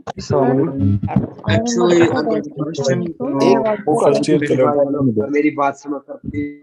अस्सलाम अस्सलाम राहिल भाई अस्सलाम वालेकुम. वालेकुम साहिब भाई। वो क्वेश्चन एक कजन से लेके था कि छोटे बच्चे को कैसे पढ़ाना है. मेरा क्वेश्चन ले लें प्लीज. मेरा बेटा 17 ईयर्स ओल्ड है. मैं कनाडा में हूँ. हेलो. जिन असल में मेरा जो स्पीकर सिस्टम है ना यहाँ पे, वो जैसे ही दो कॉन्फ्लिक्टिंग माइक्रोफोन्स आएंगे तो वो स्टैटिक देता है, तो आवाज मुझे तक नहीं आ रही होती. तो ये मत समझिएगा मैं सुनने के बावजूद म्यूट कर रहा होता हूँ. Let me just try and unmute Zunaira. मेरे से अनम्यूट, मेरे कहने पे आप अनम्यूट कर नहीं रहे हैं. I am clicking to unmute Zunaira. अस्सलाम वालेकुम सर. वालेकुम सलाम जी जुनेरा. सर मेरे असल में क्वेश्चंस बहुत ज्यादा, लेकिन आज मैं सिर्फ एजुकेशन सिस्टम से रिलेटेड ही पूछूंगी. मेरा बेटा है 4 साल का. तो मैंने उसको स्कूल में डाला था, लेकिन उसके बाद मैंने आपके लेक्चर सुनने के बाद और फिर खुद भी स्टडी किया. मैं खुद भी साइकोलॉजी की स्टूडेंट हूँ. मैंने एमफिल किया हुआ है. तो मैंने न्यूरोलॉजी को स्टडी करने के बाद उसको स्कूल से तो निकाल लिया. अभी प्ले ग्रुप में ही भेजा था मैंने उसको ना, बस 2-3 महीने गया तो फिर मैंने निकाल लिया उसको. अब मैं उसको एक तो अरेबिक लैंग्वेज का कोर्स स्टार्ट करवाने लगी हूँ आपके वो उस पे सिस्टम पे. तो दूसरा मैं ये पूछना था कि सारा दिन बच्चा कुछ ना कुछ एक्टिविटीज मांगता है. मैं उसके साथ ही होती हूँ, कुछ नहीं करती, सिर्फ कितने उसी साल को का ही बच्चा टाइम आपका? देती हूँ. जी. आपके बच्चे की उम्र कितनी है? 4.5 ईयर. या अब तो जाहिर है अब वो इन्फेंसी से तो बाहर आ गया है ना, तो आप उसको एक्सपोज करें एक्टिविटीज में where you are giving him you know certain kind of problems जिसको वो सॉल्व करना शुरू करे, छोटी छोटी, ज्यादा बड़ी नहीं. तो लैंग्वेज जो है ना, लैंग्वेज ये एक प्रॉब्लम देती है आपको, याद रखिएगा. क्योंकि ग्रामर होती है ना इसमें, उसमें फॉर्मूला होता है, वो फॉर्मूला खुद डिकोड करता है. इस एज में उसका ब्रेन वो वाले फॉर्मूलाज को, जिसको हम सिंटैक्स बोलते हैं, वो सिंटैक्स को डिसाइफर कर रहा होता है. ये बहुत बड़ा पजल है वो सॉल्व करता है. ये मुआजिजा है इंसान के दिमाग के वो वाली स्टेज के ऊपर जहाँ पे कोई इल्म तालीम नहीं उसकी, मगर वो इतना बड़ा कोड डिसाइफर कर लेता है कि उर्दू की, अंग्रेजी की, अरबी की ग्रामर क्या है, और वो सही ग्रामर पकड़ लेता है. ये एक ऐसा वाकया है जिसको मिस नहीं करना आपने. ठीक है, तो इसको 2 या 3 जबानें जरूर सिखाएं. मैं तो खैर हमारे तो स्कूल में अरबी है ना खाली, तो बाकी ये जब जगहों पे तो आप उर्दू तो बोलते हैं ना, घर में उर्दू भी आ रही है, उसकी ग्रामर अलग है. अरबी यहाँ से सीख रहे हैं आप, अंग्रेजी साथ साथ किसी और तरीके से आप अंग्रेजी सिखाएं इसको. 3 जबानें तो उसको आनी चाहिए ना एटलीस्ट, मगर फ्लुएंटली आनी अंग्रेजी के चाहिए. लिए मैं कर रही थी, लेकिन मैं लाहौर में रहती हूँ यहाँ पे, तो ऐसा कोई टीचर अवेलेबल नहीं है जो बच्चों को अंग्रेजी सिखाता हो. बड़ों को तो सारे सिखाते हैं, कोर्सेज भी हैं, लेकिन बच्चों को सिखाने वाला या मुझे नहीं पता चल रहा, या मुझे नहीं मिल रहा, या मेरा ख्याल है ही नहीं इधर पाकिस्तान में ऐसी कोई फैसिलिटी जो बच्चों को, इतने छोटे बच्चों को इंग्लिश लैंग्वेज सिखा सके. नहीं, खैर तरीका तो पुराना है, टेस्टेड भी है, इसकी मैकेनिज्म्स हैं पूरे. मैं लेट मी सी, अब क्योंकि अब लाहौर में ना, पाकिस्तान में तो नहीं मैं जानता, मगर let me see what I can do about this. ठीक है, तो बहरहाल आपका क्वेश्चन ये है कि इस वक्त इसको लैंग्वेजेस के ऊपर फोकस करवाएं. 2-1 साल इसको पूरी तरीके से, and make sure he goes through some sort of effort to go through this. उसको वो एफर्ट जरूर करवानी है आपने. याद रखिएगा ओनरशिप इस एज में स्टार्ट होती है. अगर इस टाइम अगर उसने ओनरशिप छोड़ दी ना, और छोटी छोटी बात पे प्रोजेक्ट्स आधे में छोड़ दिए, कोई टास्क दिया आधे में कर ली, इस बारे में उसको मुतनब्बा करें. इसकी सरजनिश होनी चाहिए. अरे मारना नहीं है बच्चे को कभी, मगर सरजनिश करें कि भाई ऐसा नहीं होने देंगे, हम जो काम शुरू किया पूरा करेंगे हम. ठीक है, ये ओनरशिप की जो सेंस है ना, ये बहुत बड़ा एसेट है बच्चों का. इससे जो ब्रेन केमिस्ट्री बनती है वो आपको नहीं पता कितने उसके डिविडेंड्स इंशाल्लाह लेगा वो बाद में, बहुत फायदे होंगे इसके, ठीक है।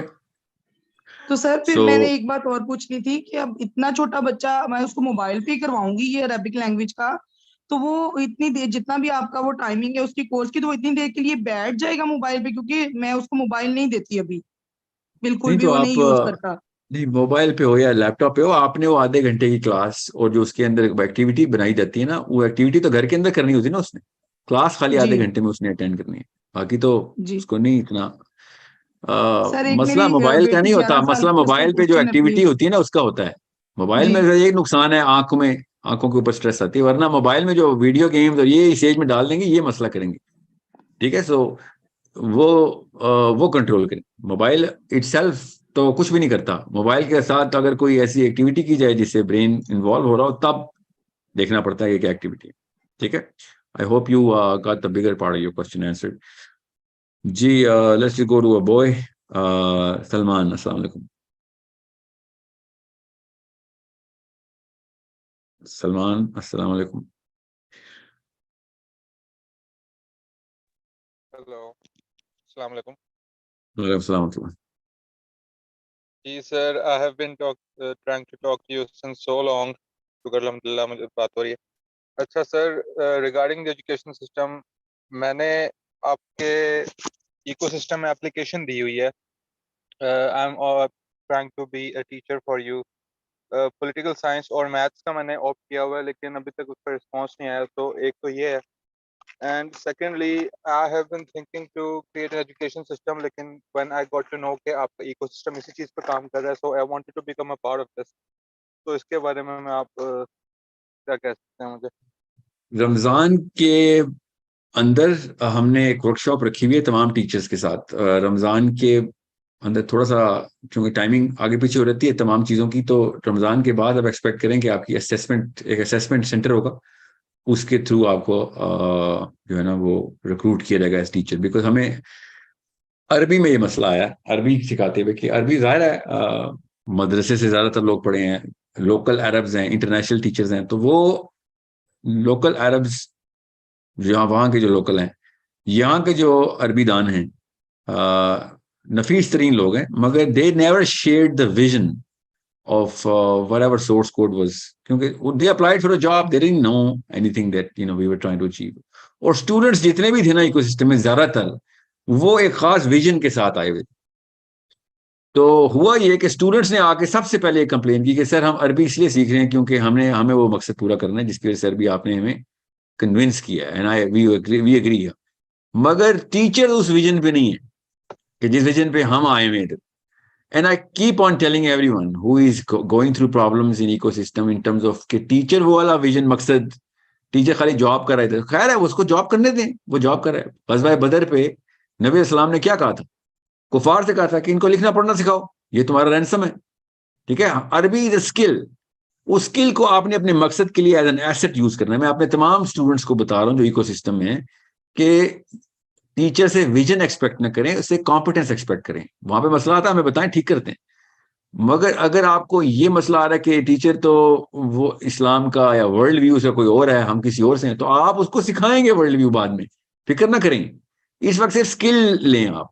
अब ये गलती दुरुस्त नहीं की जा सकती because we do not have enough Arabi experts, we can only get whatever we can get. अब मैथमेटिक्स में जो हम शुरू कर रहे हैं, फिजिक्स में जो शुरू कर रहे हैं, इस वक्त 3 सब्जेक्ट्स को 4 कोर पे हैं। उन कोर सब्जेक्ट्स के अंदर सब टीयर्स हैं, सब्जेक्ट 18 हैं टोटल। वेबसाइट पे आई थिंक 4 पब्लिश हुए या 5, क्योंकि वो कोर हैं। आई थिंक 6 पब्लिश हुए हैं, साइकोलॉजी भी पब्लिश हो गया।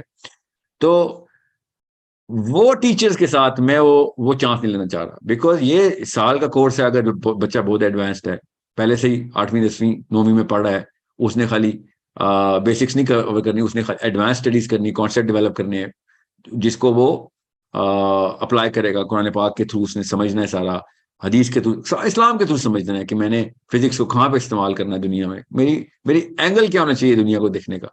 तो वो अगर टीचर खाली फिजिक्स पढ़ाने आ रहा है और वो you know what physics has, right? वो तो साइंस को प्रीडोमिनेंट फिलॉसफी मानते हैं, हर सब्जेक्ट की एक फिलॉसफी होती है।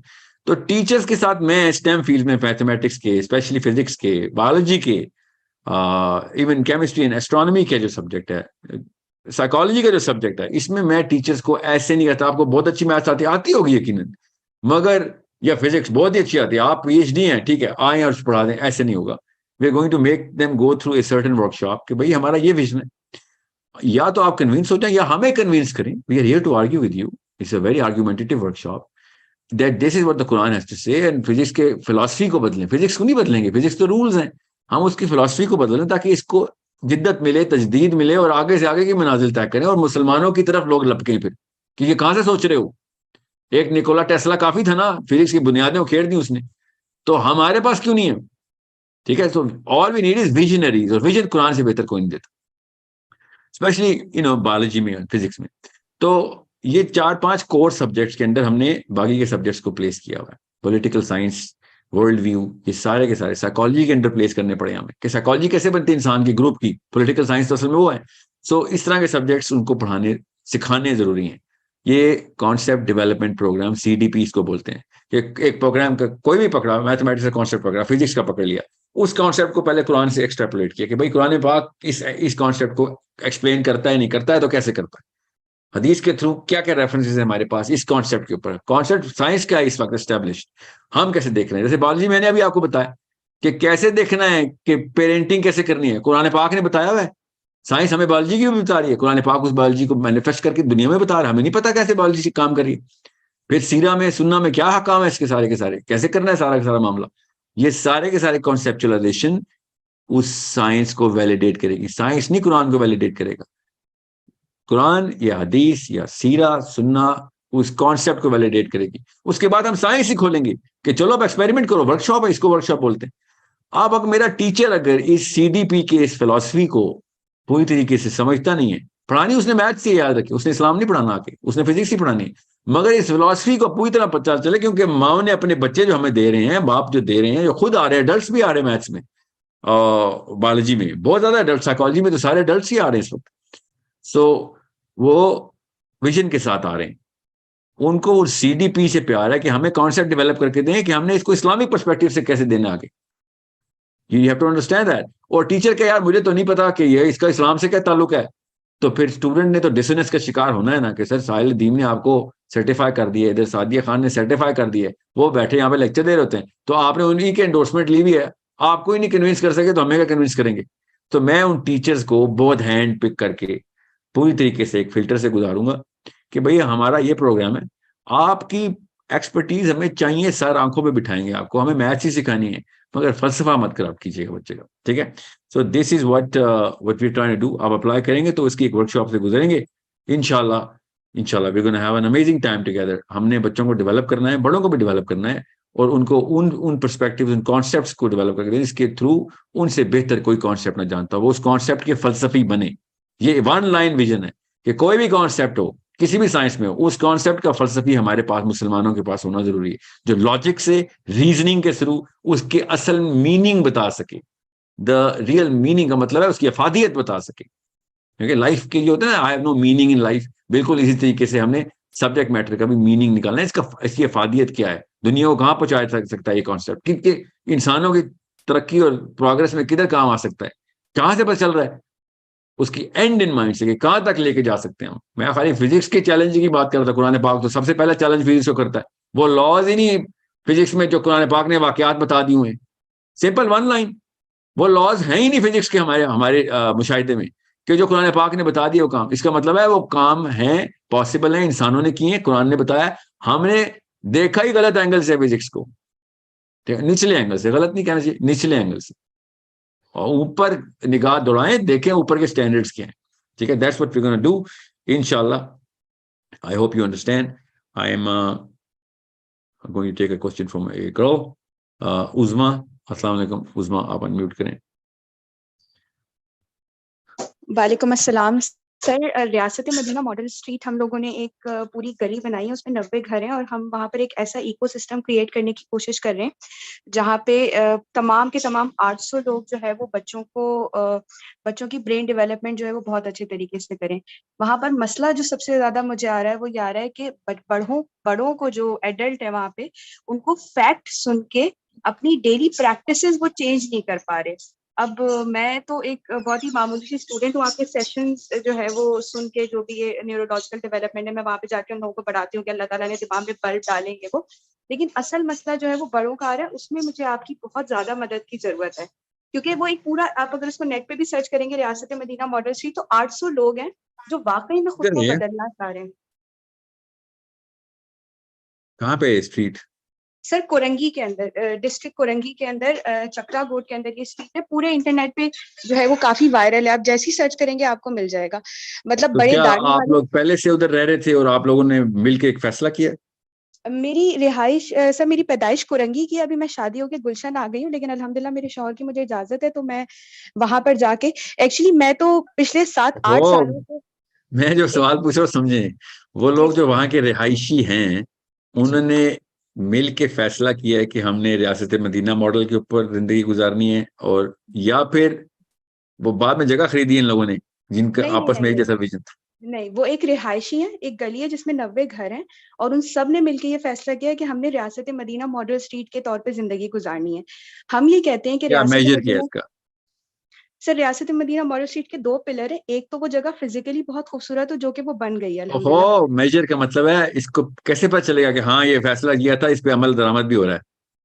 सर अभी हमारी कुछ एक्टिविटीज हैं, जैसे फॉर एग्जांपल जो हमारा एक मेजर है ना, वो सबसे बड़ा मेजर ये है कि हम 800 के 800 लोग जो है वो बच्चों को इस तरीके से हम उनके ब्रेन डेवलपमेंट करेंगे कि वो उनका इंटरेस्ट जो है वो साइंस के अंदर बढ़ता हुआ हमें खुद दिखेगा, और वो जो है वो एक्सपेरिमेंट करेंगे और लोगों से सीखेंगे। लेकिन अभी जो है ना, जैसे फॉर एग्जांपल वहां पर जो ऐसा इन्वायरमेंट है, एक्चुअली मैं बहुत ज्यादा एक्साइटेड हुई हूँ आपसे बात करके, इसलिए मैं शायद सही से समझा भी नहीं पा रही, मुझे पता है आपका टाइम कीमती है। अभी ये हो रहा है वहां पर कि पूरी गली के जो लोग हैं वो एक साथ सुबह उठते हैं, और हमें पता है कि हम अस्पताल नहीं बना सकते, लेकिन एक मुसलमान और पाकिस्तानी के लिए हेल्दी होना जरूरी है, तो एक साथ काफिले की सूरत में फजर की नमाज पढ़ने जाते हैं, उसके बाद आके एक्सरसाइज करते हैं। पूरे महीने में सारी गली के लोग एक साथ जमा होते हैं, और एक साथ जमा होकर अपनी गली पे सड़क के ऊपर सब अपने घर से खाना बना के लेकर आते हैं, और एक साथ बैठ के खाते हैं, ताकि हमारे अंदर जो फिरका वारानियत का सिस्टम है वो खत्म हो और एक दूसरे को जाने। फिर जो वहाँ के उनके मर्द हैं और माएँ हैं, वो मिलके बैठ के जो है ना, मैं खुद जाती हूँ उनको सेशन लेने के लिए, और मैं उनको बताती हूँ अल्लाह ताला ने आपके बच्चों के दिमाग में न्यूरॉन्स ये बल्ब डाले हैं, ये वो, आपने अपने बच्चों की तरबियत जो है वो इस तरह से करनी है। तो ये पूरा वहाँ का सिस्टम है, वहाँ पे सारी जो माएँ हैं, वो माएँ और बहनें जो बच्चियां हैं, जितनी भी सारी लेडीज की एक एक्टिविटी होती है, उसमें वो सारी की सारी लेडीज गली में जमा होती हैं और वो खेलती हैं और वो एक्टिविटीज वगैरह करती हैं। हमारा पूरा मकसद ये है कि वो एक ऐसी गली बने, नंबर 1 तो फिजिकली तो माशाल्लाह डेवलप हो गई, सेकेंडली वहां से एक ऐसे बच्चे निकले, ऐसे एडल्ट निकले जो जहनी तौर पे इतने ज्यादा पावरफुल हो कि वो वर्ल्ड लीडरशिप भी, मतलब पहले पाकिस्तान की लीडरशिप को जो है वो अचीव करें, उसके बाद फिर वर्ल्ड लीडरशिप की तरफ भी जो है वो जाएं। आई थिंक जिसको नहीं पता था उसको भी आपने बता के बहुत, मतलब it's an amazing amazing initiative. अल्लाह ताला आप यस सर। सबको इस काम में कामयाब करे। बहरहाल आपका क्वेश्चन क्या है? सर मेरा क्वेश्चन ये है कि उसमें हमें एडल्ट्स को लिए ना, मतलब हमें, मुझे आपकी मदद की जरूरत है, मुझे एक दफा जो है वो आपसे उसमें मिलने की जरूरत है, क्योंकि पाकिस्तान का जो कैरिकुलम आप सिस्टम है ना, वहां पे रहती हैं? सर मैं गुलशन में रहती हूँ, लेकिन मैं वहां पर ओहो, जाती मतलब, जी आपका कोई कोई डिसीजन है उधर, कोई इन्फ्लुएंस है उन लोगों पे? जी जी सर, सारा का सारा इन्फ्लुएंसर मतलब अल्लाह का है, और अल्लाह के बाद अल्लाह के इख्तियार में जो है वो मेरा है।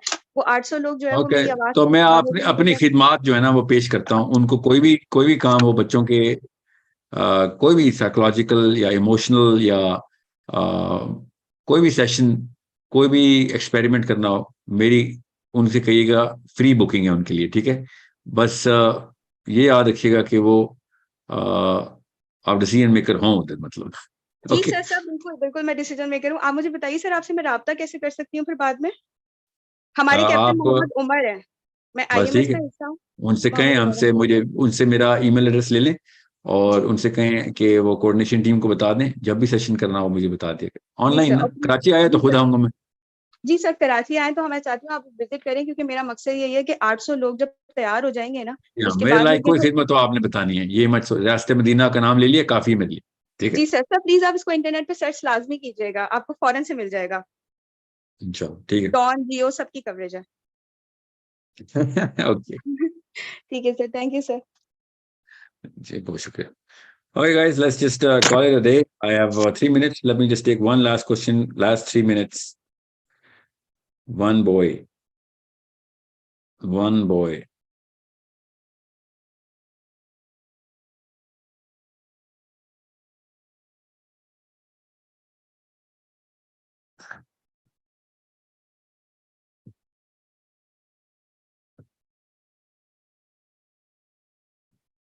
अब्दुल हन्नान, अस्सलाम वालेकुम।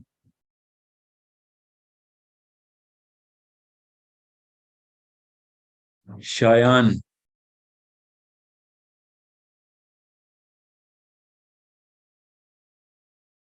अस्सलाम वालेकुम। वालेकुम सलाम जी। सर मेरा क्वेश्चन ये है कि आप कहते हैं कि इंटेलेक्चुअलिज्म के ज़रिए हम अपर हैंड हासिल कर सकते हैं, लेकिन don't you think that fascination for intellectualism is dying day by day across the globe?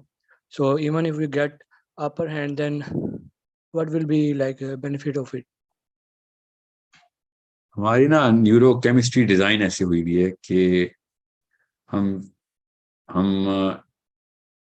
हम अपने आप को अपने से ज्यादा वाइज बंदे के ताबे करते हैं खुद, मतलब अपने आप को हवाले कर देते हैं उसके, जो सबसे ज्यादा वाइज होता है। So there is no way that human chemistry can actually, मतलब you can not have this fascination dying day by day. You are already, जिसने भी ये मफरूजा निकाला हुआ है कि ये केमिस्ट्री चेंज हो रही है, तो वो खुद ये क्लेम कर रहा है कि मेरे ताबे आओ, समझे? सो ही इज नेचुरली बड़ा पैराडॉक्सिकल किस्म का फिनोमेना है कि वो कह रहा है मेरी बात सुनो, मैं बता रहा हूँ chemistry is dying down every day, तो हमें कुछ और करना चाहिए या फिर ये वाली चीज खत्म कर देनी चाहिए। वो क्लेम कर रहा है कि वो वाइज है, उसको समझ आ रही है, तो उसकी बात मानी जाए, ठीक है? So it's a pretty intellectual attempt for intellectualism when you say this, that intellectualism is dying. It's merely an attempt for to be an intellect, to say just the very statement that intellectualism is dying, or fascination for intellectualism is dying. Okay, mighty intellectual of you to say that. So it's wrong. Okay, ऐसा नहीं हो रहा. Okay, so ऐसा हो नहीं। Chemistry जो है ना, वो कभी भी नहीं अपने आप को चेंज कर सकी अभी तक। आदम अलैहिस्सलाम के पहले बच्चे से लेके आज तक केमिस्ट्री, ह्यूमन केमिस्ट्री वैसी की वैसी। हाँ, इन्फ्लेट हुई है, ठीक है, कंस्ट्रिक्ट हुई है कई जगहों पे, इन्फ्लेट बहुत जगहों पे हो रही है, इसको परवर्जन बोलते हैं ना। तो ऑर्गेनिक की बजाय इनऑर्गेनिक हरकतें करेंगे तो फिर केमिस्ट्री चेंज तो होगी, मगर ये हमारा बेसिक सेरोटोनिन प्रोसेस है कि हम अपने आप को एक हायरार्की ऑफ डोमिनेंस के अंडर रखते हैं और कोशिश करते हैं कि हम जब तक खुद नहीं वो अचीव कर लेते, तब तक हम उसी के अंडर आए जिसके ताबे आए कि जो हमें सबसे ज्यादा वाइज है। Okay, that's a human chemistry.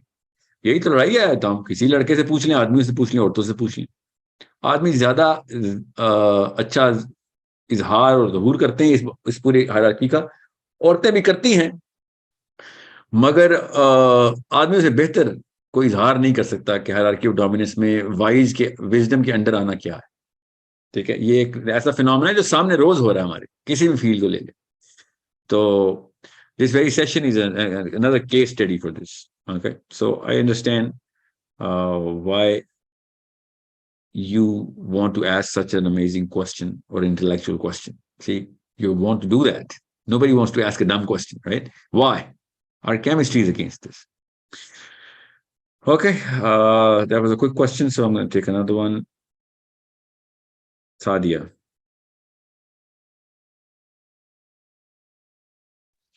अस्सलाम वालेकुम। Assalamu.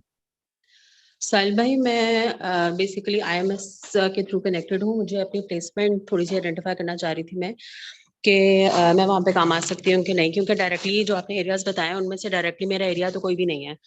बट 8 साल मैं एज अ बिजनेस लेक्चरर पढ़ाती रही हूँ और एंटरप्रेन्योरशिप के अंदर मेरी बहुत कमांड है, पर्टिकुलरली जो curiosity, creativity development, self efficacy, self worth और इस टाइप की जो चीज़ें हैं ना, और कि वो कैसे डेवलप की जा सकती हैं, इन अदर वर्ड्स एंटरप्रेन्योर्स कैसे डेवलप की जा सकते हैं।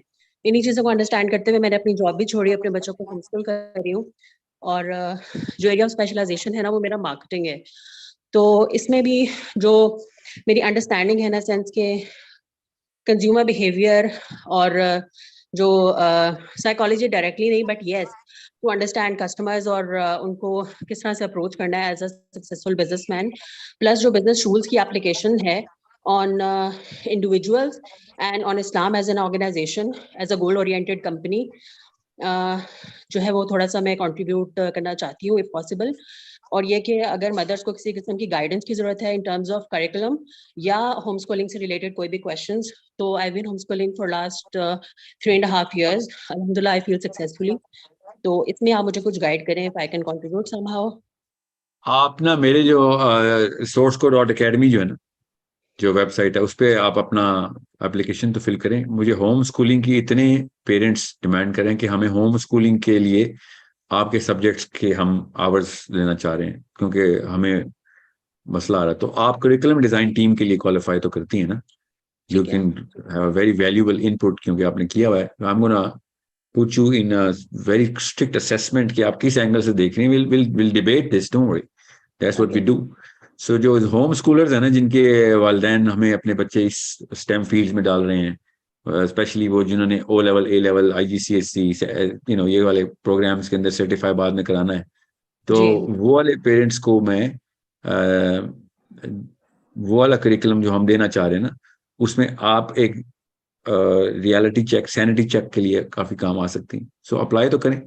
लेट मी सी, मेरी जो करिकुलम डिजाइन टीम है वो HR@sourceCode वाला ईमेल आईडी कह रहे थे, उसके ऊपर मैं अप्लाई करूं? नहीं, www.sourceco.academy पे जाएं। HR पे भी मेल कर सकते हैं, मगर उस पे 4500 ईमेल्स आई हुई हैं इस वक्त, इस वीक की, तो उस पर टाइम लगेगा। हम hiring recruitment executives more than anybody. अगर किसी को रिक्रूटमेंट एक्सपीरियंस है, प्लीज जल्दी से वो लिख के हमें भेज दें।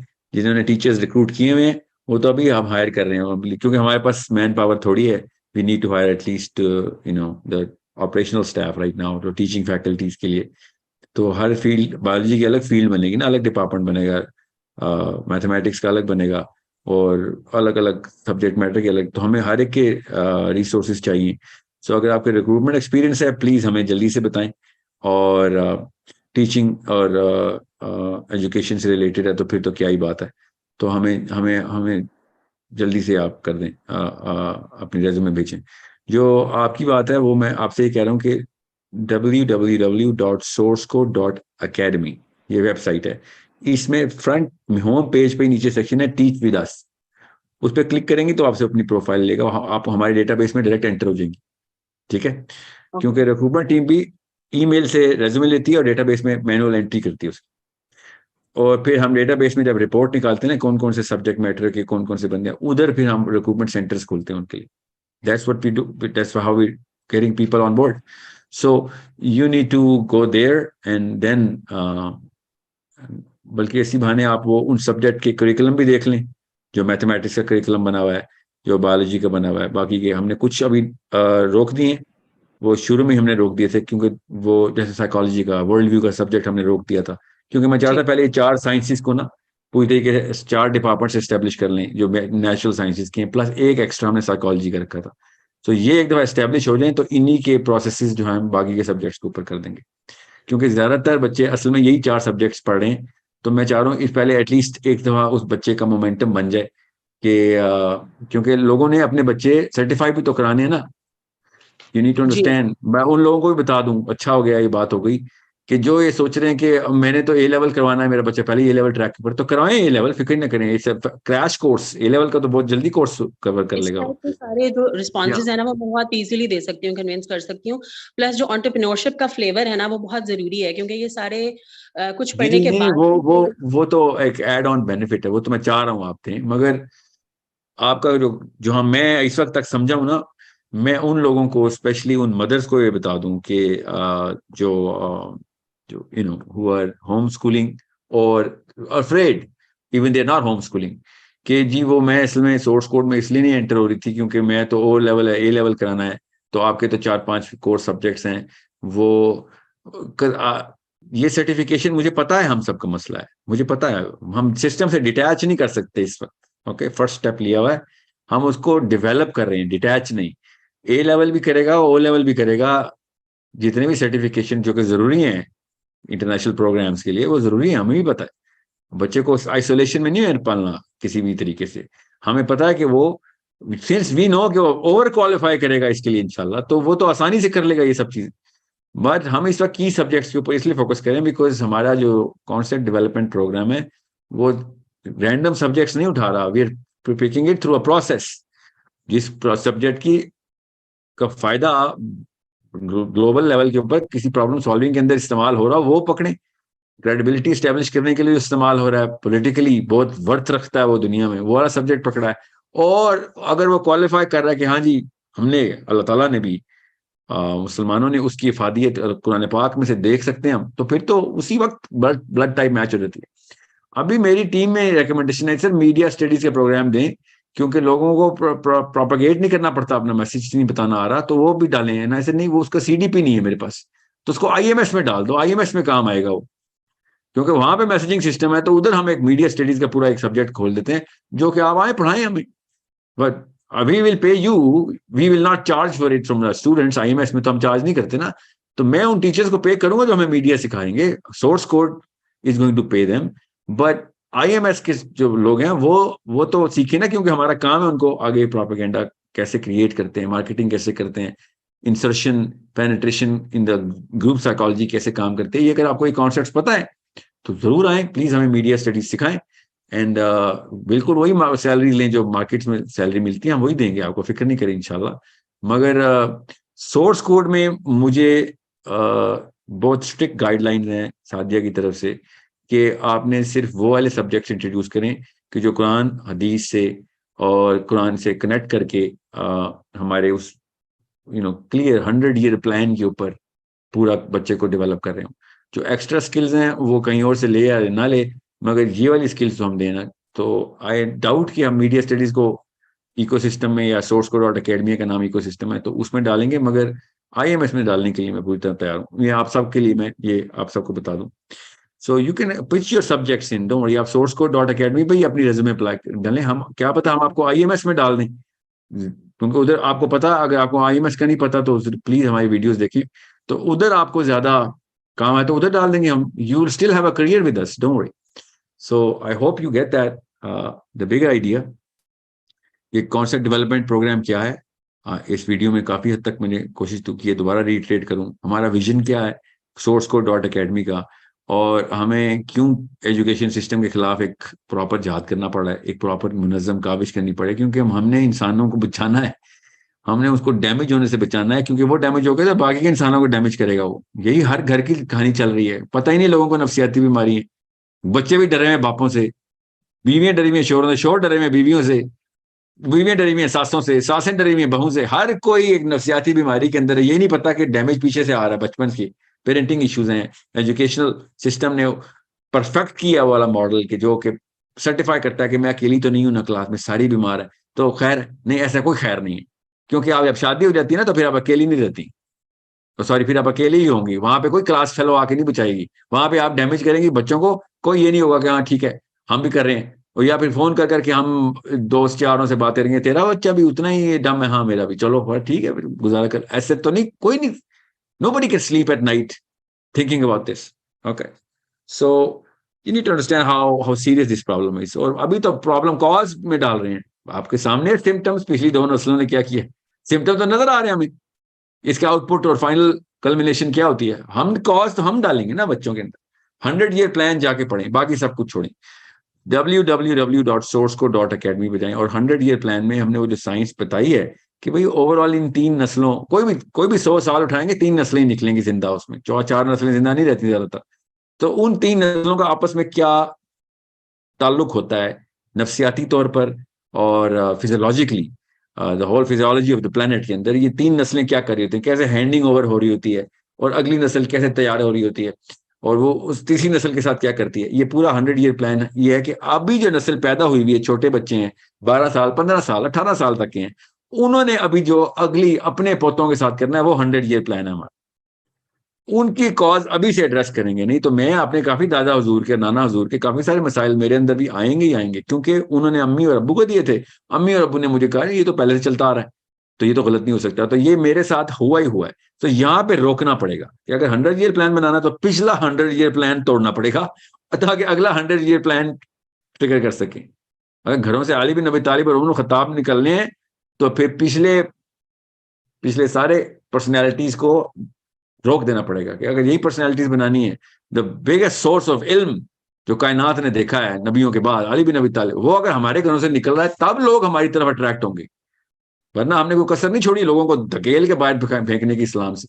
पूछ के देखें दुनिया के किसी मुल्क से कि मुसलमानों के बारे में क्या सोचते हो, जवाब दे देगा वो, सारे एक ही जवाब देंगे कि भाई सब कुछ है, भाई आप लोग बड़े मतलब इल्म से आ रही हैं, आप ना आशना हैं कि दुनिया के असली प्रॉब्लम्स क्या हैं, ठीक है, आप बल्कि ज्यादा बड़ी प्रॉब्लम बन चुकी हैं हमारे लिए। ये मैं लोगों की राय के ऊपर ये नहीं कह रहा हूँ कि हमें उनको खुश करना है, आपको पता है मेरा फलसफा क्या है, मैं आपको बता रहा हूँ ये एक थर्मामीटर होता है, अगर सारे के सारे 2 अरब मुसलमान एक खास तरह की 2 नंबरी कर रहे हैं, खुदा की कसम उन लोगों ने लिटरली यही बोलना है, अभी नहीं आवाजें आ रही तो गौर से सुने, आ जाएंगी कि तुम्हारी किताब में फिर कोई मसला है, सारे के सारे 2 नंबर निकल रहे हो, आर्ग्यूमेंट तो ठीक देंगे ना वो, क्योंकि हम क्लेम यही करते हैं कि कुरान पाक में से हम कुरान के फॉलोअर हैं, सारे एक जैसे, हाँ जी, तो इसका मतलब किताब ही ऐसी, हालांकि कुरान के वो वाले फॉलोअर नहीं है हम, कुरान का ही कुछ हो रहा है, साहबा भी तो कुरान ही के फॉलोअर थे, वो ये दुनिया उनके ताबे क्यों आती थी, भाग भाग के इमिग्रेशन होती थी कि हमने इनसे सीखना है, इनके साथ रहना है। एक गली खोली है हमने मदीना स्ट्रीट, सारे फैसिनेट हो गए थे ना उस्मा की बात पे कि स्टेट ऑफ मदीना स्ट्रीट खोली, कैसे फैसिनेट होते, पूरा मदीना जब असल में खुला था वो भी नबी इस्लाम के अंदर, तो दुनिया का क्या हाल हुआ होगा सोचें जरा। मगर हम क्या करें इस वक्त, लोग नाम सुन के भाग जाते हैं, मोहल्ला बदल रहे हैं, पता है लिटरली लोग मोहल्ला बदल रहे हैं नॉन मुस्लिम कंट्रीज के अंदर के साथ, मुसलमान आगे सेटल हो गए और सही बदल रहे हैं, सही बताऊं कई जगहों पे हम भी बदलते हैं, पाकिस्तानी टोरंटो में, इंग्लैंड में, अमेरिका में, मैं अपने खुद विटनेस हूं, पाकिस्तानी इसलिए नहीं रहता उधर के साथ पाकिस्तानी रहते हैं, मैं उधर नहीं रह सकता, पता नहीं क्या डर है, सही डर है ना, क्या चोरी चकारी हो जाएगी पता ही नहीं चलेगा, क्या सियासतें शुरू हो जाएंगी पता ही नहीं चलेगा, क्या टॉक्सिक किस्म का बिहेवियर शुरू हो जाएगा, खबरें लेने आया करेगी आंटी उधर से, क्या चल रहा है, मैं तो खाली पूछने आई थी ये आपके हस्बैंड है कौन है, ये वाला पहला सवाल पूछती हैं आके, जी हाँ हस्बैंड है, क्या क्या करते हैं, कहाँ कितना कमाते हैं, ये वाले सवाल, ये प्राइवेसी ब्रीच करने की मशीन पाकिस्तानी खातून, स्पेशली अगर 50 साल प्लस हो गई है तो सबसे पहले पर्सनल सवाल करती है आगे, तो डरते हैं लोग फिर कि ये इस्लाम सीखे तुम्हें, ये कुरान है, सूरह हुजरात तेरे लिए नहीं आई थी, क्या बीच में से खबरें लेती है आके, या आदमी भी लिटरली, आदमी भी, मैं खाली औरतों को ट्रैक कर रहा हूँ, ब्रांड उन्होंने बहुत अच्छी तरीके से हाईलाइट किया है, ये ब्रांड ज्यादा मशहूर उनकी वजह से हुआ है, कोई भी बात हो, कहाँ जा रहे हो, कहाँ से आ रहे हो, ये लोग डरना शुरू हो गए, और फिर चलो ठीक है यार आप तजस्सुस के मारे में हैं, बहुत सवाल करते हैं, तो बाकी अखलाकियात तो दुरुस्त कर लेते, फ्रॉड आपने करना है, कोई इल्म की बात हो जाए है हमें तो नहीं पता, ठीक है, और अगर नहीं पता तो सीखना है, नहीं सीखना भी नहीं, आप वो कौन होते हैं मुझे सिखाने वाले, अपनी पहले शक्ल देख या किसी ये जुमला आएगा, तो this is the kind of culture we breeding in, ना इल्म सीखना है ना बढ़ने देना है, और बल्कि तानों की मशीन गन बच्चे को हाथ में पकड़ाई जानी है कि बेटा तू तानों का अलकायदा है, तू तानों का यूएस मरीन है, तू मोसाद CIA से भी ज्यादा ट्रेंड है कि ताना कैसे कसेगा और लोगों को एनालिसिस कैसे किया करेगा। आंटियां दीवारों 6-6 इंच की दीवारों में से हाल जान लेती हैं हमसायों के घरों का, नाम पता होते हैं उनको लिटरली, लोगों के बच्चों के भी, फलां वहां पे जाता है, फलां स्कूल में जाता है, फलां के इतने कजन है, ये लड़की उस दिन वो कल कपड़े पहन के एंटर हुई थी, उसको उस गाड़ी से निकली थी,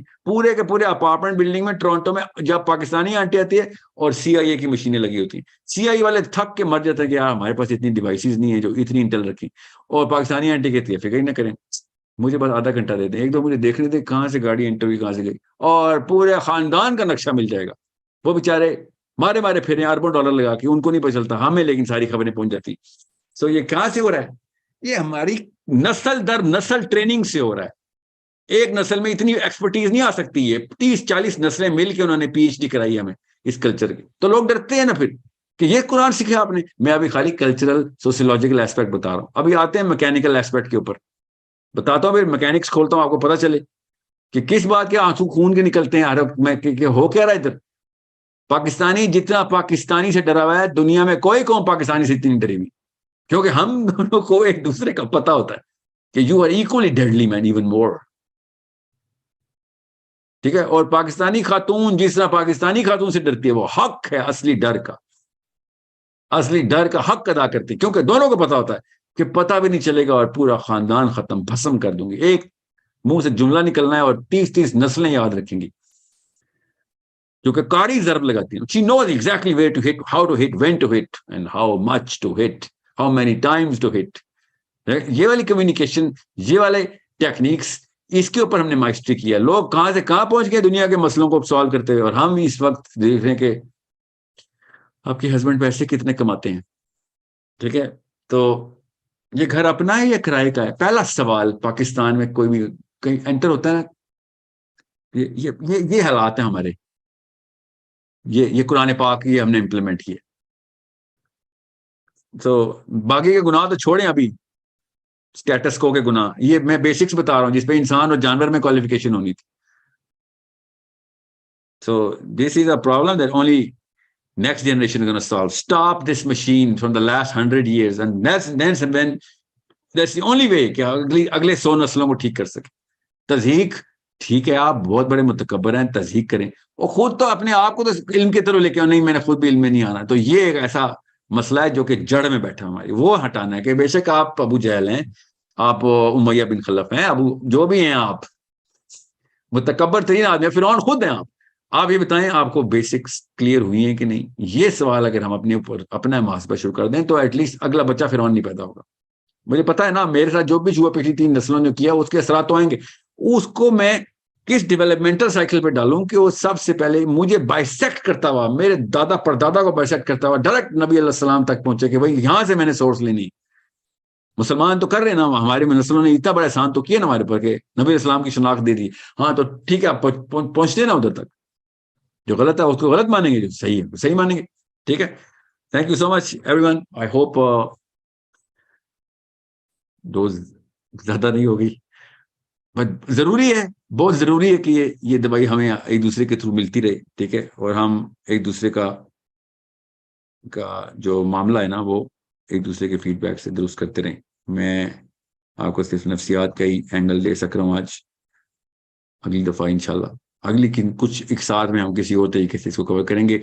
एक प्रोग्राम साथ साथ चलता रहेगा, मिक्स मत कीजिएगा। मेरा हर प्रोग्राम एजुकेशन सिस्टम के बारे में नहीं होगा।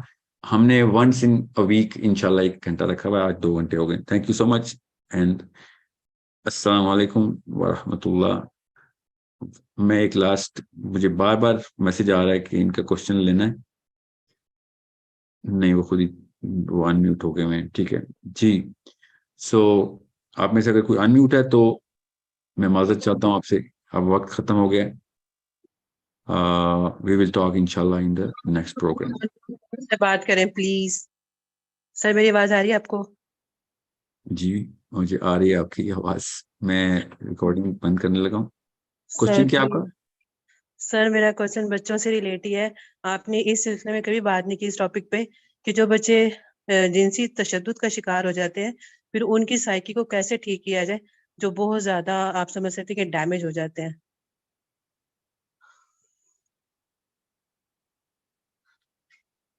और जिनसी तशद्दुद का शिकार भी अपने पेरेंट्स से होते हैं। खैर वो तो एक एक्सेप्शनल केस है, मगर जिनसी तशद्दुद का शिकार होना एक नॉर्मल केस है पाकिस्तान में। ठीक है, इस पे मैं आपसे वादा करता हूँ अगर जिंदगी रही तो एक प्रोग्राम तफसीली जरूर करूंगा मैं इंशाल्लाह, क्योंकि बहुत जरूरी एस्पेक्ट है, बहुत जरूरी एस्पेक्ट है, स्पेशली लड़कियां, बहुत ही जरूरी एस्पेक्ट है। क्योंकि इसका साइकोलॉजिकल डैमेज जो है ना वो इतना विजिबल है कि अगर आप किसी भी पाकिस्तान के किसी भी साइकोलॉजिस्ट से पूछें, कोई से 10 साइकोलॉजिस्ट कराची, लाहौर, इस्लामाबाद, मुल्तान, पेशावर, जहां से भी उठाएं जो प्रैक्टिसिंग साइकोलॉजिस्ट है, उनसे कहें आपके पास जो ज्यादातर पेशेंट आते हैं एकेडमिकली बताओ क्या वो सेक्सुअल अब्यूज का शिकार थे बचपन में, जो कि मेजर प्रॉब्लम्स में आते हैं। आपको 90% साइकोलॉजिस्ट ने बोलना है कि 100% बंदे जो मेजर प्रॉब्लम में आते हैं वो बचपन से ये वाला वाकया उनके साथ हुआ है। ठीक है, सर आपने ये इस पे इतना बात, पाकिस्तान में इतना कॉमन है। इतना बड़ा मसला आपने इस पे बात क्यों नहीं की? मैं बहुत अरसे से आपका इंतजार कर रही हूँ कि इस टॉपिक पे बात करें आप। मैंने कभी भी ऐसा सेशन नहीं किया इसमें कोई मसला ना मैंने उसका हल करने की कोशिश की हो। तो ये वाला भी एक ऐसा है जो कि करना चाहिए मुझे। आई एम ऑलवेज, मैं असल में ना लार्जर स्केल के ऊपर विजन देने की कोशिश करता हूँ। ये एक ऐसा केस है, जाहिर है हर कोई ये नहीं कह सकता कि हाँ जी मेरे साथ भी हुआ, हर कोई ये नहीं कह सकता। मैं वो वाले मसाइल की डील कर रहा हूँ जो हर एक के ऊपर हर वक्त यकसा तौर पर प्रेशर डाले हुए। So I am definitely going to do this, because ये इतना डेटा मुझे मिल रहा है ना साइकोलॉजी के रेल में से। मैं तो आप पाकिस्तान में ना जिस साइकोलॉजी से पूछ रहा हूँ ना, तो मेरे 2-3 एक्सरे क्वेश्चंस होते हैं ना, so they're all unanimously saying कि यार ये तो मतलब डिटेल्स ओवर डिटेल्स आ रही हैं। और बहुत कम है कि अपने माँ बाप ने किया हो, आप मैं बस ये बात को बता दूं, मगर है जरूर, है इसमें कोई शक नहीं है, मगर 500 में से एक है कि बाप खुद या माँ खुद, बाप ज्यादा मगर माँ कम, मगर फिर भी ये खुद अपने बच्चों के ऊपर ही हमला कर दे, बड़ा रेयर होता है, अल्लाह ताला बचाए। मगर बाकी के कजन, चाचा, मामा, बड़े कजन, ये तो पै दर पै बच्चे खा रहे हैं हमारे लोग, ठीक है। देर हमला आवर हुए में, ये इस लेवल की कौम है ये। भाई तो कह रहा हूं मैं, क्यों पाकिस्तानी को पाकिस्तानी से डर लगता है? हम अपने ऊपर ही नहीं एतबार कर सकते हैं, अपने खानदानों के अंदर एतबार नहीं हमारा, किसी और पे क्या एतबार करें? मैं आपको बता रहा हूँ ये। जी, मैं IMS की लीडरशिप में ही हूँ, तो मैं भी एक्चुअली इसी के ऊपर ही काम कर रही हूँ, इसी साइकोलॉजी के ऊपर ही। तो वो बच्चे कैसे पहचाने जाएं जो इससे इसका शिकार है, क्योंकि वो जब बड़े होते उसके हैं इंडिकेटर्स हैं, ऐसे नहीं पहचाने जाते। उसके थोड़े से साइकोलॉजी का जो एक कोर्स है ना, वो जरूर कर लें, किताबों में बड़ा अच्छे तरीके से, स्ट्रक्चर्ड तरीके से, क्योंकि ये पूरी दुनिया का एक कॉमन एक मसला है। तो ये जो हवस अपने ही बच्चों पे निकालने वाली कौम जब आ जाए ना, तो उस कौम की मतलब क्या अल्लाह ताला से फिर अजाब ही मांगा जाए ना, तो उन बच्चों की कुछ निशानियां होती हैं जो कि बच्चों में आप देख सकते हैं, और बड़ों की कुछ निशानियां होती हैं जो कि उनके मसाइल में नजर आती हैं। बच्चों के मसाइल में नहीं, बच्चों के बिहेवियर में नजर आती हैं, और बड़ों के मसाइल में नजर आती हैं कि बच्चे, बड़ों को नफसियाती मसला चल रहा है। तो you we will give you, I'll give you a list of how to look at things, मगर इसका रोकथाम कैसे करनी है उसके ऊर असल में प्रोग्राम करना चाहिए, ठीक है। बहुत Thank शुक्रिया you so sir. much, Faida. Good question. I want you to remind me of that somehow. किसी तरीके से आप IMS में है तो प्लीज इस सेशन का रिमाइंडर कराइएगा। मेरा और आपका राब्ता तो IMS के थ्रू है ही, ठीक है। जी sir. Thank you so much again for your time and patience. मुलाकात होती है इंशाल्लाह। अस्सलाम वालेकुम व रहमतुल्लाहि व बरकातहू।